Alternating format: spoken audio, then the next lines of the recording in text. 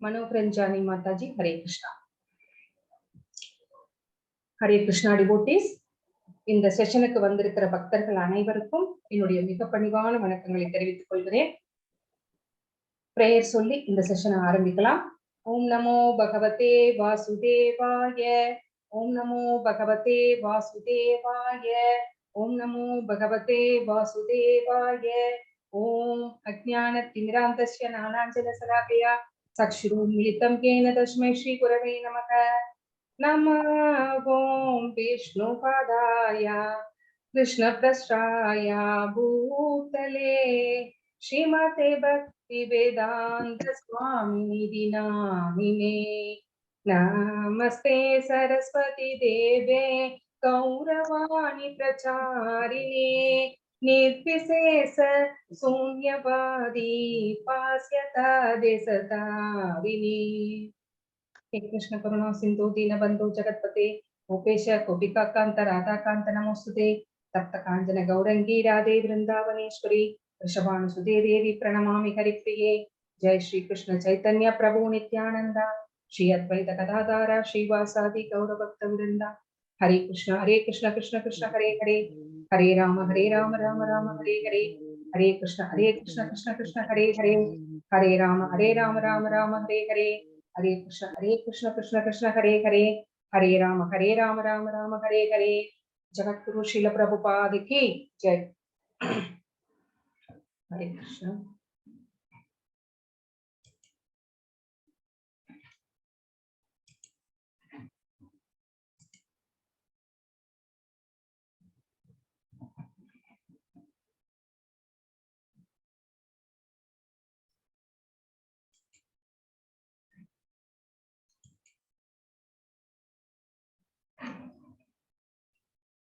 हरे Krishna Krishna Krishna Krishna Hare Hare Hare Ram Ram Ram Hare Hare.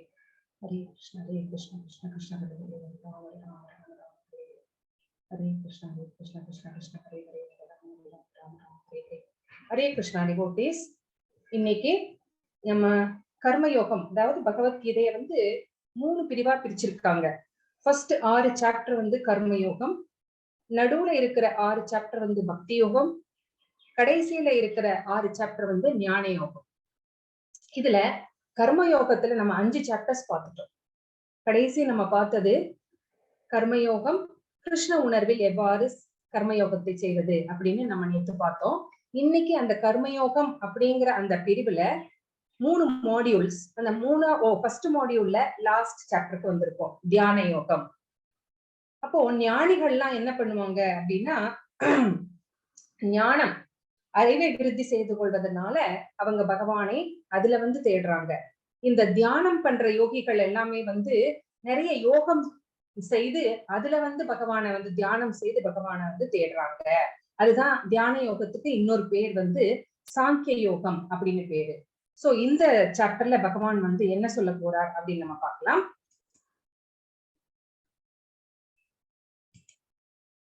Sri Sri Radha Govindar ISKCON மேங்களூருக்கு நம்முடைய பணிவான வணக்கங்களை சமர்ப்பித்து விட்டு இந்த செஷனுக்கு செல்லலாம். ஹரே கிருஷ்ண கிருஷ்ண கிருஷ்ண ஹரே ஹரே ஹரே ராம ராம ராம ஹரே ஹரே.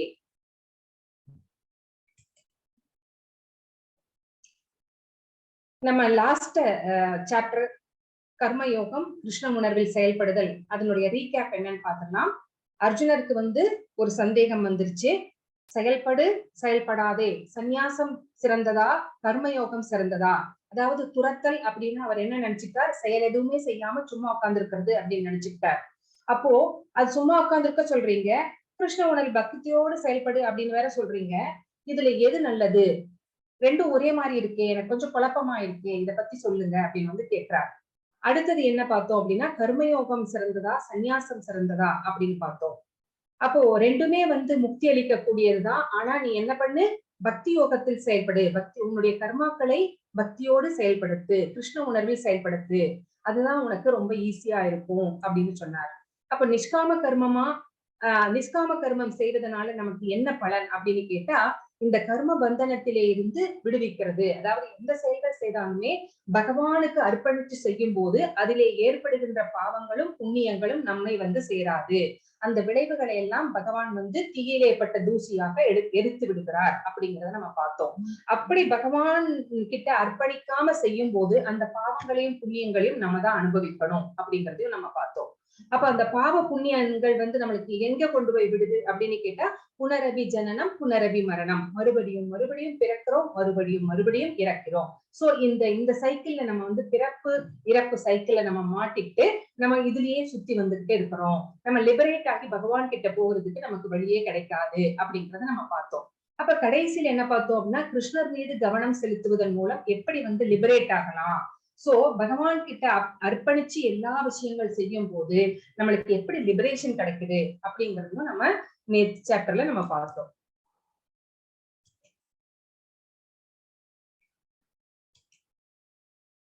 இன்னைக்கு என்ன பார்க்க போறோம் அப்படின்னா, அஷ்டாங்க யோகாவில் முன்னேறுதல். அஷ்டாங்க யோகம் அப்படின்னா என்ன அப்படின்னா, அது வந்து சத்திய யுகம் போன்ற அந்த மாதிரி யுகங்கள்ல இந்த மாதிரி சன்னியாசிகள் எல்லாமே யோகிகள் எல்லாமே அஷ்டாங்க யோகம் செய்து பகவானை அடைவதற்கு முயற்சி செய்தார்கள். இந்த அஷ்டாங்க யோகம் எல்லாம் இப்பவும் செய்யப்படுகிறதுனா, இப்போ இந்த கலிகாலத்திற்கு இந்த அஷ்டாங்க யோகம் எல்லாம் ஒத்து வராது அப்படின்னு பகவானே சொல்லிட்டார். அதெல்லாம் வந்து இப்ப செய்ய முடியாது, இதுல வந்து எந்த பலனும் இப்ப வந்து நம்மளுக்கு கிடைக்காது அப்படின்னு சொல்லிட்டார். சோ அதுல எப்படி அவங்க முன்னேறினாங்க அப்படிங்கறத நம்ம தெரிஞ்சுக்க போறோம். 1 இருந்து 9 வரைக்கும். அதுல முக்கியமான வார்த்தை என்ன அப்படின்னு கேட்டா, சமபுத்தி விவசியதே அப்படிங்கிறது. அப்புறம் அஷ்டாங்க யோகத்தின் நிலைகள் எல்லாம் என்ன, அதனுடைய ஸ்டெப் பை ஸ்டெப் அந்த ஸ்டேஜஸ் எல்லாம் என்னென்ன, அஷ்ட அங்கம் அப்படின்னா, அஷ்ட அப்படின்னா 8 நிலைகள் அதுல இருக்கு. அதெல்லாம் என்னென்ன அப்படின்னு நம்ம பார்க்க போறோம். அதுல முக்கியமான வார்த்தைகள் ரகசி ஸ்திதா அப்படிங்கிறது முக்கியமான வார்த்தை அந்த ஸ்லோகங்கள்ல. அப்புறம் எப்படி ஏன் மனதை கட்டுப்படுத்த வேண்டும், ஏன்னா மனதை கட்டுப்படுத்தாம யோகா செய்ய முடியாது இல்லைங்களா. சோ அப்ப எப்படி ஏன் மனதை கட்டுப்படுத்த வேண்டும் அப்படின்னு அது பகவான் வந்து 3 ஸ்லோகங்கள்ல சொல்றார்.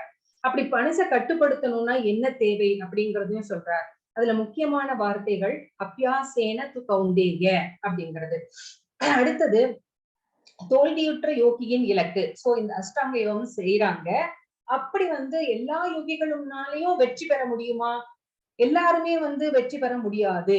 இப்ப வந்து மாரத்தான் நடக்குது, மாரத்தான்ல எல்லாருமே வெற்றி பெற எல்லாத்துக்குமே வந்து ஜெயிக்கிறாங்களா அப்படின்னு கேட்டா இல்ல, ஜெயிக்கிறவங்க ஒருத்தர் தான். அதே மாதிரிதான் இங்கேயும் அப்படி தோல்வி அடைஞ்சிட்டா அந்த யோகியினுடைய நிலை என்ன அப்படின்னு வந்து அர்ஜுனர் வந்து கேட்கிறார். ஏன்னா பின்னாடி நம்ம இந்த மாதிரி கொஸ்டின் எல்லாம் கேட்போம்னு அவருக்கு முன்னாடியே தெரிஞ்சிருக்கு. அதனால அவர் அப்பவே கேட்டு வச்சுட்டார். அதுக்கும் பதில வந்து பகவானே சொல்லட்டும், பகவான் சொன்னாதான் நம்ம நம்புவோம் அப்படிங்கிறது அவருக்கு தெரிஞ்சிருக்கு. அதனால அவர்கிட்டயே கேட்கிறார், தோல்வி அடைந்த யோகிக்கு அவருடைய கதி என்ன அப்படின்னு கேட்கிறார். சோ சுசீனாம் ஸ்மிருதினாம் கே அப்படிங்கிறது வந்து அந்த முக்கியமான வார்த்தை. அப்புறம் பக்தி யோகி மிகையோர்ந்த யோகா. இந்த யோகங்களிலே வந்து நிறைய அஷ்டாங்க யோகம்னு சொல்றீங்க, கர்ம யோகம்னு சொல்றீங்க, ஞான யோகம் சொல்றீங்க, தியான யோகம்னு சொல்றீங்க. இந்த யோகங்களிலே எல்லாம் எது சிறந்தது அப்படின்னு கேட்கிறாரு. சோ பகவான் சொல்றார் பக்தி யோகம் தான் சிறந்தது. சோ யுக்த மனோ மதக அப்படிங்கிறது இந்த ஸ்லோகங்கள்ல முக்கியமான வார்த்தை. சோ யோகா என்றால் என்ன, நம்ம நேத்து பார்த்தோம். கைய காலை முறுக்கி தலைய மணலுக்குள்ள சொருகி அப்படி செய்யறதுதான் யோகா அப்படின்னு வந்து நம்ம நினைச்சிட்டு இருக்கோம். இப்ப இருக்கிற யோகா கிளாஸஸ் தான் நம்ம யோகா அப்படின்னு நம்மளுக்கு தெரியும். ஆனா யோகா பகவத்கீதையின் படி யோகா அப்படின்னா the link between soul and super soul. So பகவானை அறிவதற்கு நமக்கு முயற்சி செய்யறோம் பாத்தீங்களா, அதுதான் வந்து யோகா. எந்த ஒரு லிங்க், ஒரு ரிலேஷன்ஷிப் பிட்வீன் ஆத்மா அண்ட் பரமாத்மா, இதுதான் யோகா அப்படின்னு பகவத்கீதை சொல்கிறது. இப்ப சொல்லப்படுகின்ற யோகா கிளாஸஸ் எல்லாமே கமர்ஷியல் ஆனது. அது வந்து பிசிக்கல் எக்ஸசைஸ்னு வேணா ஒத்துக்கலாமே தவிர யோகா அப்படின்னு சொல்ல முடியாது. சோ இதுங்க எல்லாமே கமர்ஷியலா செய்யறாங்க, பணம் சம்பாதிக்கிறதுக்காக செய்யறாங்க. இது வந்து உண்மையான யோகம் கிடையாது அப்படின்னு நம்ம தெரிஞ்சுக்கணும். யோகா அப்படின்னா கனெக்டிவிட்டி பிட்வீன் ஜீவாத்மா அண்ட் பரமாத்மா, நம்மளையும் பகவானையும் இணைப்பது எதுவோ the link between soul and super soul தான் யோகா அப்படின்னு சொல்லப்படுகிறது. சோ அப்போ நம்ம உடலிலே பாத்தீங்கன்னா 7 சக்கரங்கள் இருக்கு. அதுக்கு வந்து சக்கரம் அப்படின்னு அப்படின்னாவே 7 அப்படின்னு நம்மளுக்கு தெரியும். சோ இங்க பாருங்க, நான் உங்களுக்கு வேணா இந்த யோகா சக்கரம் பத்தி எல்லாம் எனக்கு அவ்வளவோ தெரியாது. பட் ஆனா 7 சக்கரங்கள் இருக்கு அப்படிங்கிறது தெரியும். இதுக்கெல்லாம் ஒவ்வொரு பெயர்கள் கூட இருக்கு. இந்த 7 சக்கரங்களுக்கும் இந்த 7 சக்கரங்களுக்கும் ஒரு அதனுடைய இம்பார்ட்டன்ஸ் கூட இருக்கு. இங்க பாருங்க, மூலாதாரம் இந்த இடத்துல இருக்கு பாருங்க. அந்த ஸ்பைனல் கார்டோட டிப்ல பேக் சைடு நீங்க இமேஜின் பண்ணிக்கோங்க. அந்த ஸ்பைனல் கார்டோட டிப்ல இருக்கிறது வந்து மூலாதாரா அப்படின்னு சொல்லப்படுகிறது. அதுக்கும் கொஞ்சம் மேல இருக்கிறது வந்து சுவாதிஸ்தானா அப்படின்னு சொல்லப்படுகிறது. அதுக்கும் கொஞ்சம் மேல இருக்கிறது தொப்புள் கிட்ட வந்து இருக்கும். இது மணிப்பூரா அப்படின்னு சொல்லப்படுகிறது. அதுக்கும் கொஞ்சம் மேல இருக்கிறது செஸ்ட் இருக்கு பாருங்க, அனகதா அப்படின்னு சொல்லப்படுகிறது. அதுக்கும் கொஞ்சம் மேல இருக்கிறது வந்து விசுத்தா அப்படின்னு சொல்லப்படுகிறது. இந்த நெற்றி கிட்ட இருக்கிறது வந்து ஆக்னா அப்படின்னு சொல்லப்படுகிறது. தலைக்கு மேல இருக்கிறது வந்து சகஸ்ரா அப்படின்னு சொல்லப்படுகிறது. இந்த மாதிரி 7 சக்கரங்கள் இருக்கு. இந்த 7 சக்கரங்களுக்கும் ஒரு கடவுளர்கள் வந்து எஜமானர்களாக அதை ஆள்பவர்களாக இருக்கிறார்கள் அப்படின்னு நம்ம தெரிஞ்சுக்கிறோம். இப்போ கணபதி வந்து ஒரு சக்கரத்துக்கு, அப்புறம் விஷ்ணு வந்து ஒரு சக்கரத்துக்கு, சிவபெருமான் வந்து ஒரு சக்கரத்துக்கு, இந்த மாதிரி ஒவ்வொரு சக்கரத்துக்கும் ஒரு கடவுளர்கள் வந்து எஜமானர்களாக இருந்து அதை வந்து ஆட்டுவிக்கிறார்கள். இப்போ இந்த சக்கரங்களை வந்து நம்ம வந்து ஆக்டிவேட் பண்ணணும் அப்படின்னா நம்மளால முடியாது. அப்ப நம்ம என்ன பண்ணணும் அப்படின்னா, ஒரு குருவிடம் சரணடைந்து அவங்க வந்து அதை வந்து ஆக்டிவேட் பண்ணி விடுவாங்க. சோ அவங்க அந்த விஷயங்களை எல்லாம் சொல்லி தருவாங்க. சோ அப்பதான் வந்து இந்த சக்கரங்களை எல்லாம் ஆக்டிவேட் பண்ண முடியும். இல்லைன்னா இந்த சக்கரங்கள் எல்லாம் நம்ம பாடியில இருக்கும், ஆனா வந்து நம்மளுக்கு தெரியாது அதை எப்படி ஆக்டிவேட் பண்றது அப்படிங்கறதெல்லாம் தெரியாது. சோ இந்த சக்கரங்களை எல்லாமே வந்து கடவுளை தொடர்பு கொள்வதற்கு நாம் பயன்படுத்தினோம் என்றால், அந்த ரிலேஷன்ஷிப்பை ஏற்படுத்திக்கிட்டோம் என்றால், அதுதான் பகவத்கீதை சொல்லுகின்ற யோகா அப்படிங்கறத நம்ம தெரிஞ்சுக்கிறோம். சோ இது வந்து சக்கரங்களை பற்றிய விஷயம்.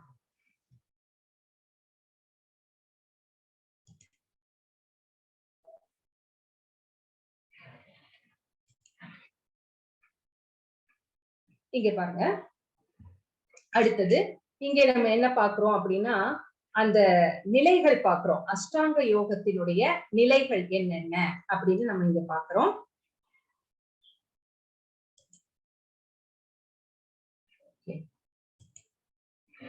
அஷ்டாங்க யோகத்துல வந்து 8 அங்கங்கள், 8 நிலைகள் இருக்கு அப்படின்னு பார்த்தோம் இல்லைங்களா?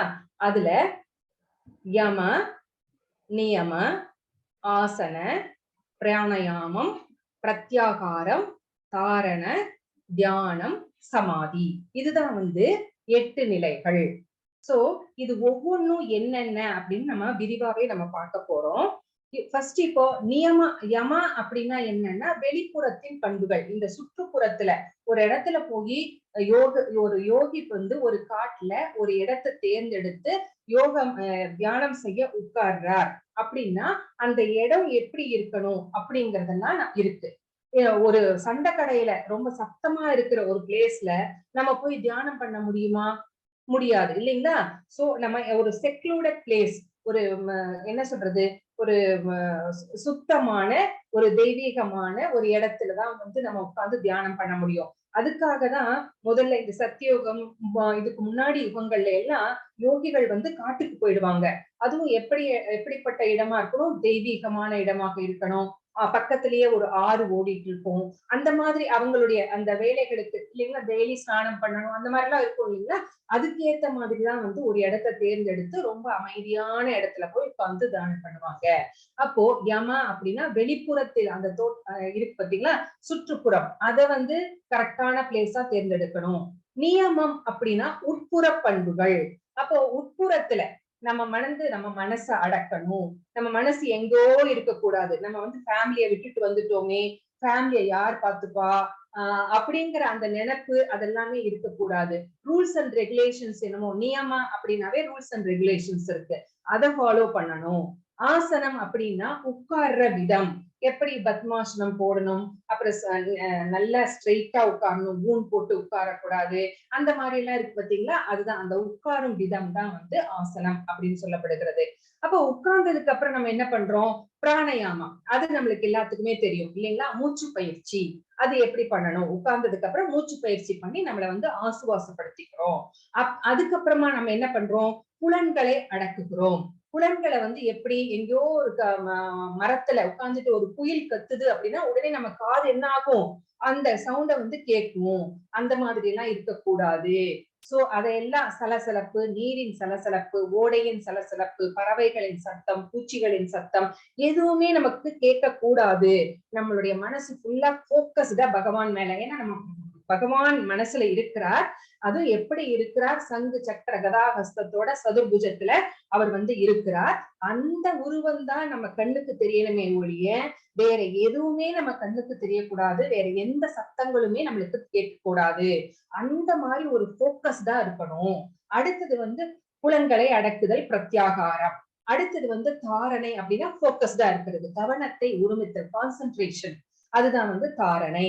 அப்புறம் தியானம். தியானம்னா பகவானை நினைக்கிறது. நம்ம பகவான் அவருடைய அந்த தாமரை பாதங்களை, அவருடைய உருவத்தை நினைத்து நம்ம தியானம் பண்ண ஆரம்பிக்கிறோம். அப்போ அந்த தியானம் வந்து நல்ல ஃபுல்லா கான்சென்ட்ரேட்டடா இருந்துச்சு அப்படின்னா வெளிப்புறத்துல என்ன நடந்தாலுமே நம்மளுக்கு நம்மளை சுத்தி தீ வச்சா கூட அந்த யோகிக்கு எதுவுமே தெரியாது. அந்த மாதிரி ஒரு நிலைமையில இருக்கிறது தான் ஒருமித்தல் அல்லனா சமாதி, ஒருங்கிணைப்பு அப்படின்னு சொல்லப்படுகிறது. இதுதான் அஷ்டாங்க யோகத்தினுடைய 8 நிலைகள். இது உங்களுக்கு குவிஸ்ல கேட்டாலும் கேட்பாங்க. இப்போ அஷ்டாங்க யோகம் 8 நிலைகள் அப்படின்னு பார்த்தோம். அதை எப்படி பண்ணினாங்க அப்படிங்கிறதுக்காக மறுபடியும் நம்ம எங்க போறோம் அப்படின்னா, முன்னாடி சாப்டர்ல 27, 28 ஸ்லோகங்கள்ல இத பத்தி சொல்லப்பட்டிருக்கு. அந்த இந்த அஷ்டாங்க யோகம் வந்து எப்படி செய்வாங்க அப்படிங்கிற விஷயத்த. சோ 6வது சாப்டர் வந்துட்டா கூட நம்ம வந்து அது என்னன்னு தெரிஞ்சுக்கிறதுக்காக அந்த 2 ஸ்லோகங்களை படிக்கிறது தப்பு இல்ல. மாதாஜி படிக்கிறீங்களா? எஸ் மாதாஜி. ஹரே கிருஷ்ண. ஹரே. ஸ்பர்ஷான் கிருத்வா பஹிர்பாஹ்யாம்ஷ் சக்ஷுஷ்சைவாந்தரே ப்ருவோः பிராணாபானௌ சமோ கிருத்வா நாசாப்யந்தரசாரிணௌ யதேந்திரியமனோ புத்திர் முனிர்மோக்ஷபராயணः விகதே சாபய க்ரோதோ யசதாம் முக்த ஏவ சஹ. ஹரே கிருஷ்ண மாதாஜி. எல்லா புறப்புலன் விஷயங்களையும் வெளியே நிறுத்தி எப்படி செய்வாங்கன்னு பாத்துக்கோங்க. அந்த யோகி எல்லா புறப்புலன் விஷயங்களையும் வெளியே நிறுத்தி, மனசுக்குள்ள எந்த எண்ணங்களும் ஓடுறது கிடையாது. எண்ண ஓட்டங்கள் முழுசா நிறுத்தப்பட்டு புறப்புலன் விஷயங்கள், நம்ம பார்க்கிற விஷயங்கள், கேட்கிற விஷயங்கள், உணர்கிற விஷயங்கள் எல்லாத்தையுமே வெளியே நிறுத்தி, புருவ மத்தியில் கண்களை, 2 புருவங்களுக்கு மத்தியில கண்களை, பார்வையை, கண்கள்னா பார்வைதான், நிறுத்தி 2 புருவத்துக்கும் நடுவுல. அப்போ நாசிக்குள் உள்வெளி சுவாசங்களை நிறுத்தி. சோ எப்படி உள்வெளி சுவாசங்களை எப்படி நிறுத்துவாங்க? அந்த யோகிகளுக்கு அந்த சுவாசத்தை வந்து அத எப்படி கண்ட்ரோல் பண்ணணும், பேலன்ஸ் பண்ணணும் அப்படிங்கிறது அவங்களுக்கு தெரியும். சோ அந்த மாதிரி ஒரு பேலன்ஸ்டு ஸ்டேட்டுக்கு கொண்டு வந்து மனசையும் புலன்களையும் அறிவு இவற்றை கட்டுப்படுத்த கூடிய முக்தியை விரும்பும் ஆன்மீகவாதி. இப்படி எல்லாம் ஏன் செய்யறாங்க? ஏன் புறப்புலன் விஷயங்களை நிறுத்துறாங்க, புருவ மத்தியில கண்களை கொண்டு வர்றாங்க, இதெல்லாம் ஏன் இந்த மாதிரி செய்யறாங்க, ஏன் இவங்களை கஷ்டப்படுத்திக்கிறாங்க அப்படின்னா மனசை கண்ட்ரோல் பண்றதுக்காகவும், புலன்களை கண்ட்ரோல் பண்றதுக்காகவும், அறிவை ஒருமுகப்படுத்துவதற்காகவும் அவங்க கண்ட்ரோல் இந்த மாதிரி எல்லாம் பண்றாங்க. சோ ஏன் பண்றாங்க? முக்தியை அடையணும் அப்படின்னு அவங்க ஆசைப்படுறாங்க. அதனால சோ இந்த ஆன்மீகவாதி இந்த மாதிரி செய்யறதுனால என்ன நடக்கும் அப்படின்னா, ஆசை, பயம், கோபம். நம்மளுக்கு நிறைய ஆசை இருக்கு. ஆனா இந்த இந்த அஷ்டாங்க யோகத்தை பயிற்சி செய்ய செய்ய செய்ய இந்த மெட்டீரியல் டிசையர்ஸ் எல்லாம் நம்ம விட்டு விலகிவிடும். பயம், காட்டுல நான் தனியா இருக்க போறேனே, அங்க என்ன யாரு பாத்துக்குவா, அந்த மாதிரி பயம் எல்லாம் ஏற்படாது. பகவான் நம்மோடே இருக்கிறார், அவர் பாத்துக்குவார் அப்படிங்கிற நம்பிக்கை பிறக்கும். கோபம் சுத்தமா இருக்கவே இருக்காது. அந்த மாதிரி ஒரு நிலைமை வரணும் அப்படின்னா இந்த யோகத்தை அவர்கள் பயிர்கிறார்கள். சோ ஆசையிலிருந்து விடுபட்டுட்டாங்க, பயத்திலிருந்து விடுபட்டுட்டாங்க, கோபத்திலிருந்து விடுபட்டுட்டாங்க. அப்போ அவர்கள் நிச்சயமாக முக்தி அடைவதற்கு எல்லா தகுதிகளையும் உடையவர்களாகிறார்கள். அதனால இந்த நிலையில் இருப்பவள் நிச்சயமாக முக்தி அடைந்தவனே அப்படின்னு இந்த இடத்துல பகவான் வந்து சொல்றார். ஹரே கிருஷ்ண மாதாஜி.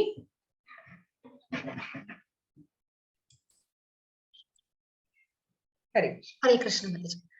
பந்துர் ஆத்மாத்மனஸ்தஸ்ய ஏனாத்மைவாத்மனா ஜிதஹ அனாத்மனஸ்து சத்ருத்வே வர்த்தேதாத்மைவ சத்ருவத். ஹரே கிருஷ்ண மாதாஜி. ஹரே கிருஷ்ண மாதாஜி. சோ இது ரொம்ப ரொம்ப நம்மளுக்கு ரொம்ப முக்கியமான ஸ்லோகம். ஏன்னா பந்துர் ஆத்மாத் மனஸ்தஸ்ய, சோ இந்த மனசை வென்றவனுக்கு மனமே சிறந்த நண்பன். நம்மளோட மனச நம்ம ஜெயிச்சிட்டோம் அப்படின்னா அவன் நம்மளுக்கு நல்ல நண்பன். ஆனா மனச நம்ம ஜெயிக்கல, மனச வந்து மனம் போனபடி விட்டுட்டோம், விட்டுட்டு அது பின்னாடி நம்ம போறோம் அப்படின்னா அது மாதிரி ஒரு எதிரி வெளியில யாருமே கிடையாது, நம்மளுடைய மனசுதான் நம்மளுக்கு எதிரி. அது எப்படிங்க மனசு எப்படி நம்மளுக்கு எதிரியாகும் அப்படின்னு நம்ம கேட்கலாம். இப்போ பாருங்களேன், என்னைக்கோ ஒரு சின்ன மனஸ்தாபமோ ஒரு சண்டையோ ஏதாவது ஒண்ணு ரெண்டு பேர்த்துக்கு நடுவுல வந்திருக்கும், சொந்தக்காரங்களுக்கு நடுவுலயோ நண்பர்களுக்கு இடையிலயோ வந்திருக்கும். ஆனா நம்ம என்ன பண்றோம் அப்படின்னா அதை வந்து மனசு வந்து ரெக்கார்ட் பண்ணி வச்சுக்குது. ரெக்கார்ட் பண்ணி வச்சுட்டு அத மறுபடியும் மறுபடியும் அவங்கள பார்க்கும்போது, அவங்கள சம்பந்தப்பட்ட விஷயங்களை பேசும்போது அதை ரீவைண்ட் பண்ணி நம்மளுக்கு ஞாபகப்படுத்திக்கிட்டே இருக்குது.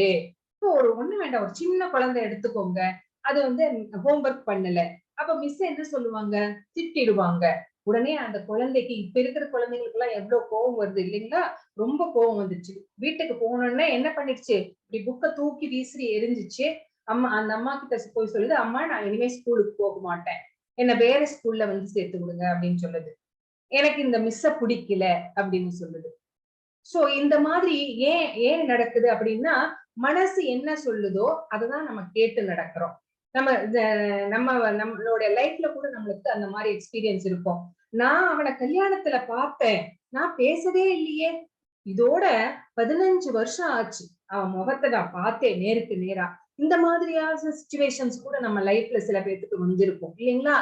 ஏன் அப்படின்னு கேட்டா அந்த மனசு என்ன பண்ணுச்சு, அன்னைக்கு நடந்ததை அப்படியே ரெக்கார்ட் பண்ணி வச்சு அதை நம்மளுக்கு ரீவைண்ட் பண்ணி காமிச்சுட்டே இருக்கு.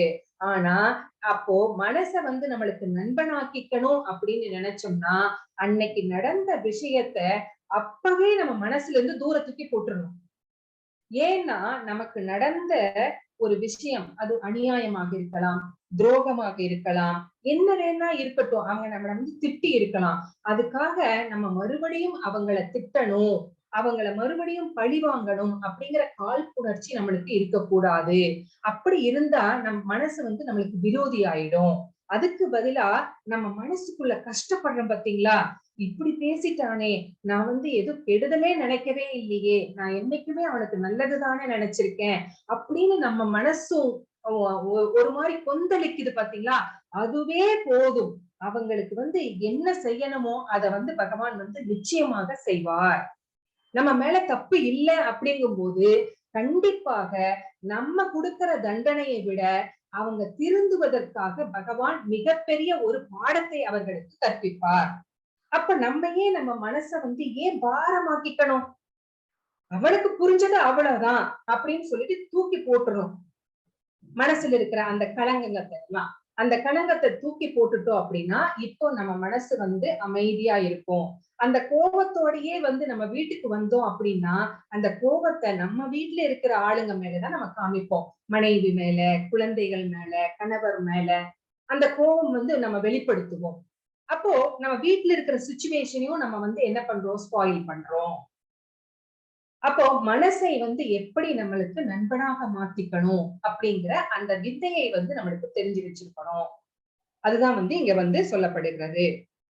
ஒருத்தர் நம்மை அவமானப்படுத்தினால் அவர் வந்து பாவம் செய்கிறார். அந்த பாவத்தை வந்து நம்ம திருப்பி நம்ம வந்து திட்டிட்டோம், அவரை அவமானப்படுத்திட்டா அப்படின்னா அந்த பாவம் என்னாச்சு, அதுல பாதி பனிஷ்மெண்ட் நம்மளுக்கும் திரும்ப வரும் இல்லைங்களா? அதனாலதான் அரசியல்வாதிகளை வந்து நம்ம திட்டவே கூடாது. ஏன்னா அவங்க செய்யற திட்ட திட்ட திட்ட ஐயோ இப்படி எல்லாம் பண்றானே அப்படி எல்லாம் பண்றானே அப்படின்னா அவங்க செய்யற பாவத்துல பாதி பாவத்தை நம்ம வாங்கிப்போம். அதனால நம்ம யாரையுமே யார் யார் என்ன செய்கிறார்களோ, யார் யார் எதை விதைக்கிறார்களோ அவர்கள் அதை அறுவடை செய்தே ஆக வேண்டும்.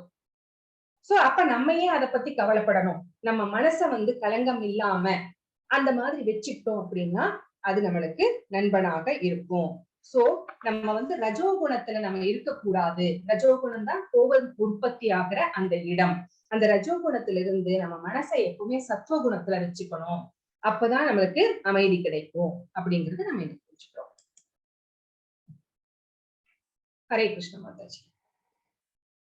हरे कृष्ण माताजी। योगी युञ्जीत सततम् आत्मानं रहसि स्थित एकाकीयतसितात्मा निराशीरपरिग्रहः। हरे कृष्ण माताजी। யோகியானவன் தனது உடல், மனம் மற்றும் ஆத்மாவினை பரமனின் தொடர்பில் எப்போதும் ஈடுபடுத்த வேண்டும். அவன் தனிமையான இடத்தில் தனியே வசித்து மனதை கவனத்துடன் எப்போதும் கட்டுப்படுத்த வேண்டும். அவன் உரிமை உணர்வுகளிலிருந்தும் ஆசைகளிலிருந்தும் விடுபட்டு இருக்க வேண்டும். ஒரு யோகி அதாவது சந்நியாசி அவர் வந்து எப்படி இருப்பார், அவருடைய குவாலிட்டிஸ் கேரக்டர்ஸ் எல்லாம் என்ன அப்படின்னு வந்து இந்த ஸ்லோகம் வந்து நமக்கு சொல்லியிருக்கிறது. சோ அவருடைய உடல், மனம், ஆத்மா எல்லாத்தையும் வந்து பகவானுடைய சிந்தனையிலேயே இருக்கு. பகவான் சிந்தனையை தவிர வேற எதுவுமே வந்து அவருக்கு தெரியாது. சோ அப்படி அவங்க மனச, உடலை, ஆத்மாவை பகவானுடைய அந்த சிந்தனையிலேயே தொடர்புலயே வச்சிருக்காங்க. அப்போ அவங்க வந்து ஒரு பெரிய எல்லா பொதுமக்கள் எல்லாம் வசிக்கிற இடத்துல அவங்க வாழ்வது கிடையாது. தனிமையான ஒரு இடத்துக்கு வர நமக்கே தெரியும் இமயமலையில எத்தனை பேர் இருக்கிறாங்க அப்படின்னு இல்லைங்களா? அமைதியை தேடுறவங்க எல்லாம் அந்த மாதிரி ஒரு தனிமையான இடத்துக்கு போயிடுறாங்க இப்பவே அப்படின்னா. ஆனா இந்த மாதிரியான விஷயங்கள் எல்லாம் நமக்கு இப்போ வந்து சாத்தியம் கிடையாது. இதெல்லாம் நீங்க வந்து சத்திய யுகத்துல நடந்த விஷயங்கள். சோ அந்த மாதிரி தனியாக போய் வசித்து அப்பதான் வந்து அவங்களால கான்சென்ட்ரேட் பண்ண முடியும். இல்லைன்னா டிஸ்ட்ராக்ட் ஆயிட்டே இருக்க வேண்டியிருக்கும். அதனால மனசை கட்டுப்படுத்த தவறிட முடியும். அதனால மனசை கட்டுப்படுத்தணும் அப்படின்னா தனியே போய் வசிப்பாங்க. அங்க வந்து உரிமை உணர்வுகளில் இருந்து ஆசைகளில் இருந்து விடுபட்டிருக்க வேண்டும். எந்த மெட்டீரியல் டிசையர்ஸும் அவங்களுக்கு கிடையாது. எதுலையுமே பற்று கிடையாது அவங்களுக்கு. என்னுடையது, எனது, நான் அப்படிங்கிற உரிமை உணர்வும் கிடையாது. இது என்னோடது, இது என்னோட சட்டை, இது என்னோட பேனா, இது என்னோட வாட்ச், இது என்னோட லேப்டாப், இது என்னோட வீடு, என்னோட கார் அப்படிங்கிற எண்ணம் எல்லாம் அந்த சன்னியாசிகளுக்கு கிடையாது. நமக்குதான் அந்த உரிமை உணர்வு எல்லாம் இருக்கு. ஓனர்ஷிப், ப்ரொப்ரைட்டர்ஷிப் எல்லாம் நமக்குதான். இது எல்லாமே கண்டிப்பாக அவர்களுக்கு எதுவுமே இருக்காது. மெட்டீரியல் டிசைர்ஸ் கிடையாது, உரிமை உணர்வு கிடையாது. சோ இந்த மாதிரி இருக்கிறவர்கள் தான் ஒரு யோகி. இதுதான் வந்து யமா அப்படின்னு சொல்லப்படுகிறது. பாத்தீங்களா? வெளிப்புற பண்புகள்னு சொன்னேன் பாத்தீங்களா? அதுதான் தனிமையான இடத்தை தேர்ந்தெடுக்கிறார்கள். அந்த மாதிரி எல்லாம் இருக்கிறது தான் வந்து யமா அப்படின்னு ஃபர்ஸ்ட் நம்ம இது வந்து தெரிஞ்சுக்கிறோம். சோ இங்க நம்ம எப்படி யோகா செய்யறது அப்படின்னு உங்களுக்கு கொஸ்டின் வந்துச்சா? சத்திய யுகத்துல வந்து யோகிகள் அப்படி பண்ணாங்க. நாங்க இப்ப இந்த கலியுகத்துல நம்ம எல்லாம் எப்படி யோகா பண்றது அப்படின்னு கேட்டீங்கன்னா, நம்ம வந்து தனி இடத்தை தேடி நம்ம செல்ல முடியாது. அப்போ நம்ம வீட்டிலேயே எங்க உட்கார்ந்தா நம்மளால அமைதியா உட்கார முடியுமோ, டிஸ்டர்பன்ஸ் இல்லாம இருக்க முடியுமோ, அப்போ கொஞ்சம் ஏர்லியா எந்திரிச்சு ஒரு தனியான இடத்துல உட்கார்ந்து இந்த மகா மந்திரத்தை வந்து சத்தமாக, அதாவது நமக்கு கேட்கிற மாதிரி அந்த அளவுக்கு போதும். அப்படி நம்ம வாய் வந்து மந்திரத்தை சொல்லணும். அப்படி மந்திரம் சொல்லும் போது நம்முடைய காதுகள் வந்து அதை கவனமாக கேட்க வேண்டும், சிரவணம் பண்ணணும். சோ நம்ம வாய் சொல்லுது, நம்ம காது கேக்குது. சோ இந்த மாதிரி சொல்வதன் மூலமும் கேட்பதன் மூலமும் நம்ம என்ன பண்றோம் அப்படின்னா இந்த மாதிரி ஒரு யோகாவை பண்ணுகிறோம். சோ அந்த நமக்கு வந்து சாத்தியம் இல்லை அப்படிங்கிறதுனால விட்டுடக்கூடாது. இந்த மாதிரி நம்ம ஏர்லி மார்னிங் எந்திரிச்சா எல்லாரும் தூங்கிட்டு இருப்பாங்க, நம்மளுக்கு எந்த டிஸ்டர்பன்ஸும் இருக்காது. சோ அங்க போய் உங்களால எத்தனை மாலைகள் சொல்ல முடியுமோ அத்தனை மாலைகள் சொல்லி கேட்கறதுனால நம்முடைய சுற்றுப்புறம் கூட அந்த மாதிரி அந்த மந்திரங்களை கேட்டு அந்த இம்பாக்ட் வந்து அந்த மந்திரத்தோட இம்பாக்ட் நம்முடைய சுற்றுப்புறத்திற்கு நம்மளுடைய வீட்டுல எல்லாம் கண்டிப்பாக பரவி இருக்கும். சோ அந்த வேர்ட்ஸுக்கு வைப்ரேஷன் இருக்கு அப்படின்னு நமக்கு எல்லாம் தெரியும் இல்லைங்களா? நல்ல வார்த்தை அதான் சொல்லுவாங்க, எப்பவுமே நல்ல வார்த்தைகளை பேசு, நல்ல வார்த்தைகளை பேசு நம்ம வீட்டுல பெரியவங்க சொல்லிட்டே இருப்பாங்க. ஏன்னா நம்ம பேசுற வேர்ட்ஸுக்கு வைப்ரேஷன்ஸ் இருக்கு, இம்பாக்ட் இருக்கு அப்படிங்கறத நம்ம புரிஞ்சுக்கணும்.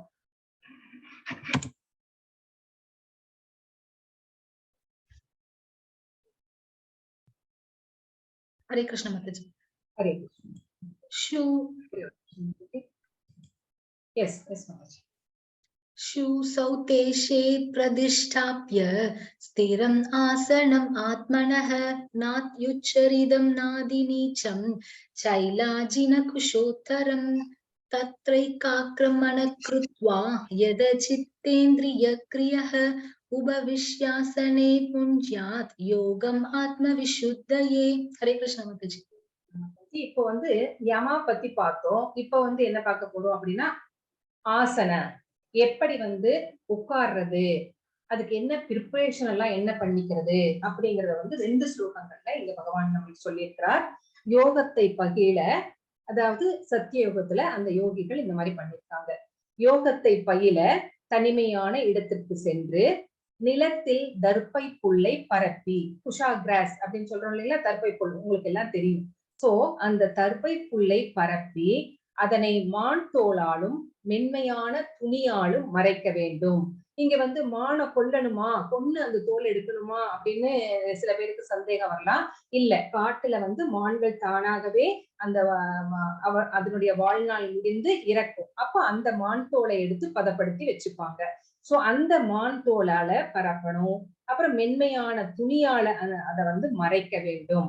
அப்போ அந்த ஆசனம், அந்த பிளேஸ் வந்து எப்படி இருக்கணும் அப்படின்னா ரொம்ப உயரமான இடத்துலயோ ரொம்ப தாழ்வான இடத்துலயோ இருக்கக்கூடாது. சோ 2க்கும் இடைப்பட்ட இடத்துல இருக்கணும். அதன் மேல வந்து ஸ்திரமாக உட்காரணும். அதாவது பத்மாசனத்துல உட்கார்ந்து நிமிர்ந்து உட்கார்ந்து அந்த ஸ்பைனல் கார்டு வந்து வளையக்கூடாது. அப்புறமா மனம், புலன்கள், செயல்களை கட்டுப்படுத்தணும். மனசை கட்டுப்படுத்தணும், நம்முடைய 5 புலன்களை கட்டுப்படுத்தணும். நம்ம இதெல்லாம் கட்டுப்படுத்தினாவே செயல்கள் கண்டிப்பா கட்டுப்படுத்தப்படும். சோ அப்போ மனசை வந்து போக்கஸ்டா ஒருமுகப்படுத்தி கான்சென்ட்ரேட் பண்ணி இதயத்தை வந்து தூய்மையாக்க முயற்சி செய்யணும். இதயத்துல வந்து எந்த எண்ணங்களும் இருக்கக்கூடாது. அப்பதான் வந்து அதை பத்தி நினைக்கிறது, இதை பத்தி நினைக்கிறது, அவனை பத்தி நினைக்கிறது, இவனை பத்தி நினைக்கிறது, எந்த எண்ணங்களும் இருக்கக்கூடாது. பகவானை பத்தி மட்டுமே நினைக்கும் போது இதயம் தூய்மையாகிறது. இந்த மாதிரிதான் யோகத்தை ஒரு யோகியானவள் பயில வேண்டும் அப்படின்னு பகவான் வந்து இந்த இடத்துல சொல்லியிருக்கிறார் இந்த 2 ஸ்லோகங்கள் மூலமாக.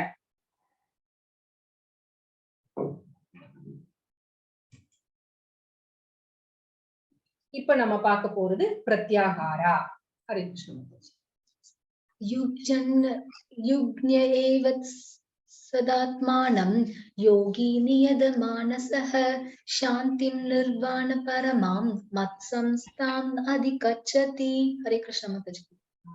இவ்வாறாக இப்ப வந்து உட்கார்ந்தாச்சு, பிளேஸ் வந்து ரெடி பண்ணியாச்சு. அதுக்கப்புறம் உடல், மனம் மற்றும் செயல்களை இடையறாது கட்டுப்படுத்த பழகிய யோகி. சோ உடலை எப்படி கட்டுப்படுத்துறதுன்னு அவருக்கு தெரியும், மனசை எப்படி கட்டுப்படுத்துறது, செயல்களை எப்படி கட்டுப்படுத்துறது அப்படிங்கறதெல்லாம் நல்லா தெரிஞ்சுக்கிட்டாரு இப்போ அந்த யோகி. இப்போ அவருடைய மனசு வந்து எப்படி இருக்கு, ஒழுங்குபடுத்தப்பட்டிருக்கு, ஒரு டிசிப்ளின்டு அந்த இதுக்கு ஸ்டேஜ் வந்துருச்சு. அப்போ ஒழுங்குபடுத்தப்பட்ட மனதுடன் பௌதீக வாழ்வை களைந்து, 50 வயசுக்கு மேல நம்ம பௌதீக வாழ்வை களைந்து இறைவனின் திருநாட்டை அடைகிறான். சோ பௌதிக வாழ்க்கையே வேண்டாம் அப்படின்னு முடிவு பண்ணி இந்த யோகி தான் இறக்கும் வரை இந்த யோகத்திலே ஈடுபடுகிறான். சோ அந்த மாதிரி ஈடுபடுகின்ற ஒரு யோகி பகவானுடைய அந்த திருநாட்டை, கோலோக விருந்தாவனத்தை நிச்சயமாக அடைய முடியும். கிருஷ்ணருடைய தாம், அந்த இடத்தை கண்டிப்பாக சென்று அடைகிறான் அப்படின்னு இங்க வந்து இந்த ஸ்லோகம் வந்து நம்மளுக்கு சொல்லி இருக்குது. இங்க வந்து எப்படி வந்து புலன்களை அடக்குறாங்க அப்படின்னா ஆமை எப்படி தனக்கு ஒரு ஆபத்து வரும் காலங்கள்ல தன்னுடைய அங்கங்களை எல்லாம் அந்த கூட்டுக்குள்ள எப்படி இழுத்து வச்சு தன்னை பாதுகாத்துக் கொள்கிறதோ அந்த மாதிரிதான் இந்த யோகிகளும் கிருஷ்ணர் சம்பந்தப்பட்ட விஷயங்கள்ல மட்டும்தான் தங்களுடைய மனதை செலுத்துவார்களே தவிர மற்ற பௌதீக விஷயங்கள் வரும்போது தங்களுடைய எல்லா அங்கங்களையும் மனதையும் புலன்களையும் எல்லாத்தையும் என்ன பண்ணிடுறாங்க, ரொம்ப பாதுகாப்பா தங்களை ஒரு கூட்டுக்குள்ள ஆமை எப்படி வச்சுக்குமோ அந்த மாதிரி சுருக்கி உள்ள தங்களை பாதுகாத்து வச்சுக்கிறாங்க. ஏன்னா அந்த புலன்கள் அவ்வளவு சக்தி வாய்ந்தது. கொஞ்சம் விட்டா போதும் அது நம்மளை எங்கேயோ இழுத்து கொண்டு போய்விடும். உங்களுக்கே தெரியும் விஸ்வாமித்திரர் கதையை பத்தி இல்லைங்களா? மேனகை எப்படி விஸ்வாமித்திரரை மயக்கி அவருடைய தவ வலிமையை கெடுத்தார் அப்படிங்கறதெல்லாம் ஒரு சின்ன விஷயம் போதும் நம்மளுடைய புலன்கள் பின்னாடியே போறதுக்கு. சோ அந்த மாதிரி இருக்கிறதுனால ஆமை எவ்வாறு தன்னுடைய புலன்களை தன்னுடைய அங்கங்களை பாதுகாக்கிறதோ அந்த மாதிரி இந்த யோகிகளும் தங்களை பாதுகாத்து பகவானுடைய சிந்தனையிலேயே அவங்க இருக்கிறாங்க. எதுக்காக அப்படின்னா பகவானுடைய லோகத்தை அடைவதற்காக அப்படின்னு நம்ம இங்க தெரிஞ்சுக்கிறோம். ஹரே கிருஷ்ணா. Yes, Mataji. नाट्यश्नदस्तु योगोऽस्ति न चैकान्तम् अनश्नदः न चादिस्पर्शशिलस्य जाग्रतो नैव सार्जुन. हरे कृष्ण माताजी. இங்க இந்த ஸ்லோகத்துல பகவான் என்ன சொல்றாரு அப்படின்னா, யார் யோகி ஆக முடியாது அப்படின்னு இங்க சொல்றார். அர்ஜுனா, எவனொருவன் மிக அதிகமாக அல்லது மிக குறைவாக உண்கின்றானோ, யார் மிக அதிகமாக அல்லது மிக குறைவாக உறங்குகின்றானோ அத்தகையோன் யோகி ஆவதற்கு வாய்ப்பே இல்லை அப்படின்னு சொல்லிட்டார். நிறைய சாப்பிடவும் கூடாது, கம்மியா சாப்பிடவும் கூடாது, நிறைய தூங்கவும் கூடாது, கம்மியா தூங்கவும் கூடாது. எல்லாத்துலயுமே ஒரு லிமிட் இருக்கு அப்படின்னு ஃபுட் சாப்பிடுறதுலயும் நம்மளுக்கு கட்டுப்பாடு வேண்டும். சாத்வீகமான உணவுகளை உண்ண வேண்டும். அதிக புளிப்பு, காரம், அந்த மாதிரி எண்ணெய், மசாலா அந்த மாதிரி பொருட்களை எல்லாம் நம்ம சாப்பிடுவதை தவிர்க்க வேண்டும். சோ சாத்வீகமான, அதாவது மிதமான புளிப்பு, மிதமான காரம், அந்த மாதிரியான சாத்வீகமான அந்த மாதிரி அதுவும் தாவர உணவுகளை எடுத்துக்கொள்ள வேண்டும் அப்படின்னு சொல்றாங்க. அதுவும் கூட அளவாதான் எடுத்துக்கணும். ரொம்ப நிறைய சாப்பிடக்கூடாது. நிறைய சாப்பிட்டா என்ன ஆகும் அப்படின்னா நிறைய தூக்கம் வரும். தூக்கம் எண்ணத்தை நம்மளுக்கு இது பண்ணும் அப்படின்னா காமத்தை பெருக்கும். சோ அதனால நம்ம நிறைய சாப்பிடக்கூடாது. அதுக்காக ரொம்ப கம்மியா சாப்பிடணுமா? இல்ல, அளவா சாப்பிடணும். ஆயுர்வேதம் என்ன சொல்கிறது? அரை வயிறு உணவு, கால் வயிறு தண்ணீர், கால் வயிறு காலியா இருக்கணும், காத்து நிறைஞ்சிருக்கணும். அப்பதான் அந்த வயிறு அந்த செரிமானம் பர்ஃபெக்டா நடக்கும் அப்படின்னு சொல்லப்பட்டிருக்கிறது. அதேதான் இங்கேயும் நம்ம ஃபாலோ பண்ணணும். அதே மாதிரிதான் அதிகமாக தூங்குறது கூடாது, அதே மாதிரி குறைவாகவும் தூங்கவும் கூடாது. சோ ஆனா இப்ப நம்மளுக்கு என்ன நடக்குது அப்படின்னு கேட்டா, ஐடி செக்டார்ல வேலை பார்க்கிறவங்க எல்லாம் என்ன பண்றாங்க? நைட் ஷிப்ட்ல வேலை பார்க்கறாங்க இல்லைங்களா? சோ நைட் ஷிப்ட்ல வேலை பார்க்கறதுனால அவர்களுடைய தூக்கம் கெடுகிறது. அவங்களுடைய தூங்குகிற அந்த நேரம் மாறிடுச்சு இப்போ. சோ அவங்க வேற டைம்ல தூங்குறாங்க, வேற டைம்ல வேலை செய்கிறார்கள், இரவுல வேலை செய்கிறார்கள். இரவு அப்படிங்கிறது எதுக்காக அப்படின்னா நம்ம தூங்குறதுக்காக. நம்ம ஆனா இப்போ இந்த காலத்துல அப்பதான் 10-11 மணிக்குதான் சாப்பிடுறது. அதுக்கு மேலதான் லேப்டாப், மொபைல் அதெல்லாம் ஓபன் பண்ணி வச்சுக்கிட்டு படம் பாக்குறது, பேஸ்புக் பாக்குறது, யூடியூப்ல பாக்குறது, ட்விட்டர்ல இருக்கிறது, இந்த மாதிரி விஷயங்கள் எல்லாம் பண்றோம். இல்லைன்னா ஐடி செக்டார்ல வேலை பார்க்கிறோம் இல்லைங்களா? இது எல்லாமே என்ன பண்ணும் அப்படின்னா நம்ம இயற்கைக்கு எதிராக நடக்கிறோம். எப்படி அப்படி கேட்டீங்கன்னா, நம்ம இரவுல தூங்கும் போது என்ன நடக்கும் அப்படின்னா நம்முடைய உள்ள இருக்கிற internal parts, for example liver எடுத்துக்கோங்க, இந்த மாதிரியான parts, inner parts, gall bladder, இது எல்லாமே என்ன பண்ணும் அப்படின்னா தங்களுடைய அந்த அழுக்குகளை வெளியேற்றும். சோ இப்போ அந்த டைம்ல நம்ம தூங்குற டைம்ல நம்ம வேலை செஞ்சுட்டு இருந்தோம் அப்படின்னா அது தன்னுடைய அந்த அழுக்குகளை வெளியேற்ற முடியாம அது உள்ளேயே வச்சிட்டு இருக்கும். அப்படி உள்ளேயே வச்சிட்டு இருக்கிறதுனாலதான் நமக்கு நிறைய ஹெல்த் இஷ்யூஸ் வருகிறது. சின்ன வயசுலயே இல்லைங்களா? சோ சின்ன வயசுலயே வந்து நிறைய பேத்துக்கு ஹெல்த் இஷ்யூஸ் வருது. அதாவது 22 வயசு 25 வயசு இந்த மாதிரி இருக்கும் போதே ஹெல்த் இஷ்யூஸ் வர ஆரம்பிச்சிருது. சோ நம்ம இயற்கைக்கு எதிரா நடக்கும் போது நம்மளுக்கு இந்த பாதிப்புகள் எல்லாம் வரும் அப்படின்னு நம்ம இப்ப தெரிஞ்சுக்கிறோம். ஆனா இத முன்னாடியே பகவான் சொல்லிட்டு போயிட்டாரு. ஃபுட்ல கண்ட்ரோல் இருக்கணும், தூக்கத்திலையும் கண்ட்ரோல் இருக்கணும் அப்படின்னு வந்து இந்த இடத்துல பகவான் நம்மளுக்கு சொல்லியிருக்கார். இப்படி இருக்கிறவங்க தான் யோகி ஆக முடியும். ஆனா இதுக்கு எகெயின்ஸ்டா நடக்கிறவங்க வந்து யோகி ஆவதற்கு வாய்ப்பே இல்லை அப்படின்னு சொல்லிட்டாரு. படிங்க மாதாஜி. युक्ताहार विहारस्य युक्तचेष्टस्य कर्मसु युक्तस्वप्नावबोधस्य योगो भवति दुःखः. हरे कृष्ण माताजी. யுக்தா அப்படின்னா இப்ப பாருங்க, இது நம்ம எதை பத்தி படிக்கிறோம்? நியமத்தை பத்தி படிக்கிறோம்.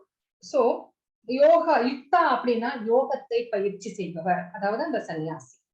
சோ இவங்க வந்து உண்ணுதல், உறங்குதல், உழைத்தல், அதே மாதிரி கேளிக்கைகள். நம்மளுக்கு சில பேர் வந்து பேட்மிண்டன் விளையாட போவாங்க, சில பேர் வந்து ஏதாவது ஒரு இது இருக்கும் கேளிக்கைகள் இல்லையா, பழக்க வழக்கங்கள். இத வந்து ஒரு நெறிப்படுத்தியவன், இந்த நேரத்துக்கு சாப்பிடணும், இந்த நேரத்துக்கு தூங்கிடணும், இந்த நேரம் வரைக்கும் தான் உழைக்கணும், இப்போ இந்த டைம்ல வந்து நம்ம வந்து ரெக்ரியேஷன்ஸ் ஏதாவது வச்சுக்கலாம் அப்படிங்கிற மாதிரி யாரு டிசிப்ளின்டான லைஃப் வந்து ஃபாலோ பண்றாங்களோ அவங்க வந்து யோக பயிற்சியின் மூலமாக எல்லா துன்பங்களையும் பெருமளவில் நீக்கிவிட முடியும். சோ இப்படி டிசிப்ளின்டா இருக்கும்போது நமக்கு நோய் வருவதற்கு சான்ஸே இல்லை. கரெக்ட் டைம்க்கு சாப்பிடுறாங்க, கரெக்ட் டைம்க்கு தூங்குறாங்க, கரெக்ட் டைம்க்கு விளையாட போறாங்க, அந்த மாதிரி இவ்வளவு டைம் தான் வேலை செய்யணும்னு வச்சிருக்காங்க. சோ அப்படி இல்லாம இந்த உழைத்தல் அப்படிங்கிறத நம்ம என்ன பண்றோம்? ஓவர் டைம் எல்லாம் பண்ணி வேலை செய்யணும் சரிங்களா? Beyond normal hours, beyond 4 hours வேலை செய்யும் போது நம்முடைய ஹெல்த் ஸ்பாயில் ஆகும். சோ சில பிரபுபாதர் என்ன சொல்றாரு அப்படின்னா, ஒரு கழுதை இருக்கு, அந்த கழுதை அந்த அதனுடைய எஜமானன் வந்து அது மேல அவ்வளோ பாரத்தை ஏற்றி வச்சு கூட்டிட்டு போயிட்டே இருக்கிறாரு. அவ்வளவு பாரத்தை அதை தாங்கி நடந்துகிட்டே இருக்குது. அந்த முட்டாள் கழுதைக்கு தெரியல, என்ன தெரியல, அதை அவுத்து விட்டுட்டா தானே போய் மேய்ஞ்சு தன்னுடைய வயிற்று பசியை அது போக்கிக் கொள்ள முடியும். ஆனா இந்த எஜமானனுக்காக இவ்வளவு பாரத்தை தாங்கி அவன் கொடுக்கிற ஒரு புல்லுக்கட்டுக்காக அடி உதையெல்லாம் வாங்கிட்டு அவ்வளவு பாரத்தை சுமந்து கொண்டிருக்காரு. ஏன்னா அதை ஃப்ரீயா அவுத்து விட்டுட்டோம்னா அதுவே போய் மேய்ஞ்சு தன்னுடைய வயிற்றை நிரப்பிக்கும். அது அதுக்கு தெரியல. அந்த மாதிரிதான் நம்ம இந்த ஜென்மத்துல நமக்கு என்ன இருக்குதோ, நமக்கு வீடு இருக்கு, நம்மளுக்கு கொஞ்சம் ஒரு வேலை, நல்ல வேலை இருக்கு, நம்மளுக்கு கொஞ்சம் பணம் இருக்கு, நமக்கு நம்ம குழந்தைங்களை படிக்க வைக்கலாம், அவங்களுக்கு நல்ல ஒரு வேலை வாய்ப்பு, நல்ல கல்வி அமைச்சு கொடுக்கலாம், இது போதும். இன்னும் இன்னும் இன்னும் இன்னும் அப்படின்னு 7 தலைமுறைக்கு சொத்து சேர்த்து வைக்க வேண்டிய அவசியம் இல்லை. அது எப்படி இருக்கு அப்படின்னா இந்த கழுத மாதிரிதான். என்ன சேர்த்து வச்சாலும் நம்ம ஒரு ரூம்ல தான் இருக்க போறோம். நம்ம சாப்பிடுறது என்னமோ ஒரு 300 கிராம்ஸ் ஆர் 400 கிராம்ஸ் சாப்பாடு தான் நம்ம சாப்பிட போறோம். சோ இதுக்கு மேல நம்ம எதுவுமே செய்ய போறது கிடையாது. என்ன நீங்க சேர்த்து வச்சாலும் அது நம்மளுக்கு இறந்த பிறகு நம்மளுக்கு அது கூட வரப்போறது கிடையாது. ஊசி முனை கூட நம்ம கூட வரப்போறது கிடையாது. அப்ப எதுக்காக இப்படி அடுத்த 7 தலைவருக்கு சொத்து சேர்ப்பதற்காக நம்ம வந்து ஒரு கழுத மாதிரி உழைக்கணும்? அது நம்மளுக்கு தேவையில்லை அப்படிங்கிறதுதான் இங்கே வந்து சொல்லப்படுகின்ற கருத்து. இப்போ நம்ம தாரணான்னா என்னன்னு பார்க்க போறோம். ஹரே கிருஷ்ண மாதாஜி. यदा विनियतं चित्तम् आत्मन् एवावतिष्ठते निःस्पृहः सर्वकामेभ्यो युक्त इत्युच्यते तदा. हरे कृष्ण माताजी. ஒரு யோகியானவன் யோக பயிற்சியின் மூலமாக தனது மனதின் செயல்களை ஒழுங்குபடுத்தி எல்லா ஜட ஆசைகளிலிருந்தும் விடுபட்டு உன்னதத்தில் நிலை பெறும் பொழுது யோகத்தில் நன்கு நிலை பெற்றவனாக கூறப்படுகிறான். சோ நம்மளுக்கு போதும் அப்படிங்கிற, நமக்கு இந்த பௌதிக வாழ்க்கையில் இருக்கிறவங்களுக்கு போதும் அப்படிங்கிற திருப்தி இருக்கணும். அதே மாதிரிதான் இங்க என்ன பண்றாரு அப்படின்னா ஒரு செயல்களை ஒழுங்குபடுத்துறார் யோகி. இப்படிதான் செய்யணும், இப்படிதான் இருக்கணும் அப்படின்னு அவர் வந்து தன்னுடைய செயல்களை வந்து ஒழுங்குபடுத்துறாரு. அவருக்கு எந்த மெட்டீரியல் டிசைர்ஸும் கிடையாது. அந்த மாதிரி ஒரு ரியலைசேஷன் அவருக்கு வந்து கிடைச்சிருக்கு. அந்த அந்த ரியலைசேஷன்ல இருக்கிறவங்க தான் ஒரு யோகி அப்படின்னு வந்து சொல்லப்படுகிறார்கள் அப்படின்னு இந்த தாரணா அப்படிங்கிற இந்த ஸ்லோகத்தின் மூலமாக நம்ம வந்து தெரிஞ்சுக்கிறோம். படிங்க. यदा तीबो निवादस्तो नेङ्गते सोपमा स्मृदा योगिनो यद चित्तस्य युञ्जतो योगम् आत्मनः. हरे कृष्ण माताजी. இங்க யதா தீபோ, தீபோன்னா தீபம், காற்று வீசாத இடத்தில் உள்ள தீபம் எப்படி எரியும்? அசையாம எரியும் இல்லைங்களா? அது வந்து அலைகழிக்கப்படாது காற்றினால. அந்த மாதிரி ஒரு யோகி மனச அடக்குறாரு. சோ அந்த திவ்யமான ஆத்மாவின் மீதான தனது தியானத்தில் எப்போதும் ஸ்திரமாக உள்ளான். ஸ்திரமா எங்க அங்க மனசு அலைபாயறதே கிடையாது. எப்படி அதுக்கு வந்து எக்ஸாம்பிள் சொல்றாரு பாருங்க.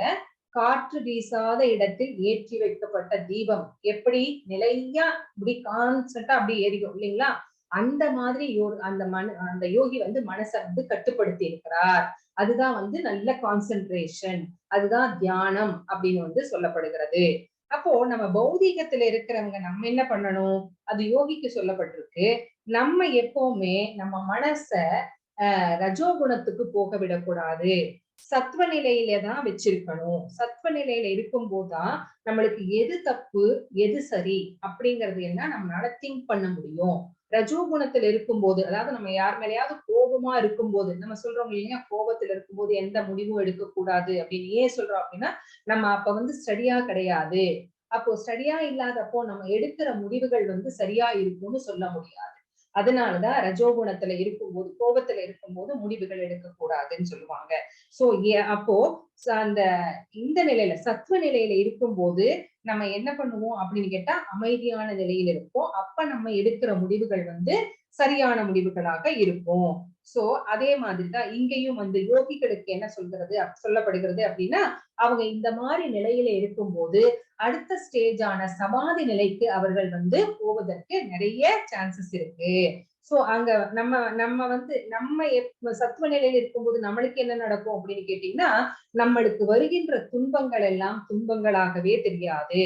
சோ இந்த உலகத்துல பிறப்பெடுத்து வந்ததுக்கு அப்புறமா கண்டிப்பா துன்பமே தொடர்ந்து வரப்போவது கிடையாது. இல்ல இன்பமும் தொடர்ந்து வரப்போவது கிடையாது. இன்பமும் துன்பமும் மாறி மாறி வருவதுதான் இந்த பௌதீக வாழ்க்கை. சோ இந்த துன்பம் வந்து தற்காலிகமானது, இந்த இன்பமும் தற்காலிகமானது. இது வந்து கொஞ்ச நாள் இருந்துட்டு போயிடும். அதனால நம்ம மனசை வந்து கஷ்டப்படுத்திக்க கூடாது, புலம்ப கூடாது, வருத்தப்படக்கூடாது.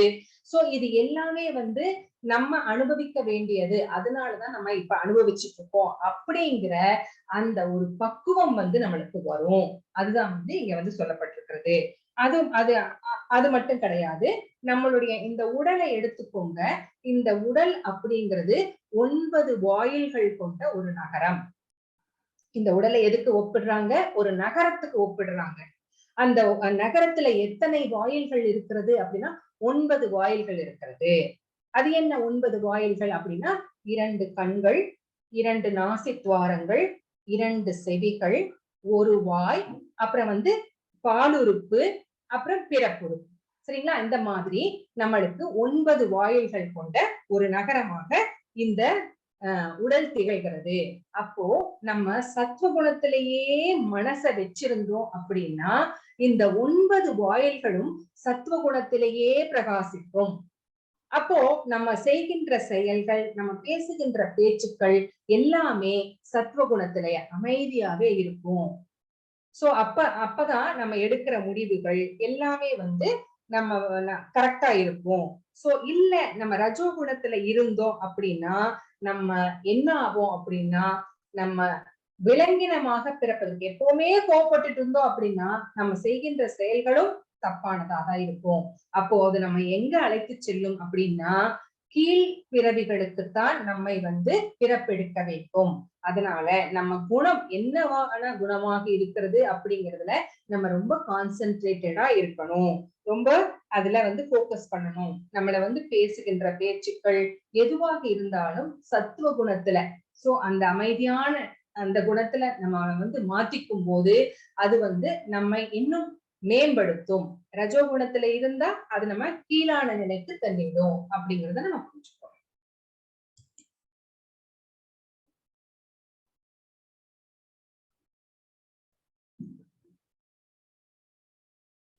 இதனுடைய ஸ்லோகங்கள் இருக்கா மாதாஜி? ஸ்லோகங்கள் நீங்க படிங்க புக்க பார்த்து, நான் சொல்றேன் என்னென்னன்னு.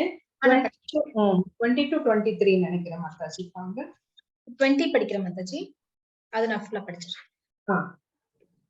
यत्रो प्रमदे चित्तं निरुद्धं योगसेवया यत्र चैवात्मनात्मानं पश्यन् आत्मनि तुष्यति सुखम् आत्यन्तिकं यत्तत् बुद्धिग्राह्यम् अतीन्द्रियं वेत्ति यत्र न चैवायं स्थितश्चलति तत्त्वतः यं लब्ध्वा च अपरं लाभं मन्यतेनाधिकं ततः यस्मिन् स्थितो न तु केन गुरुणाभिविचाल्यते तं विद्यातु योग वियोगं योग संजितं.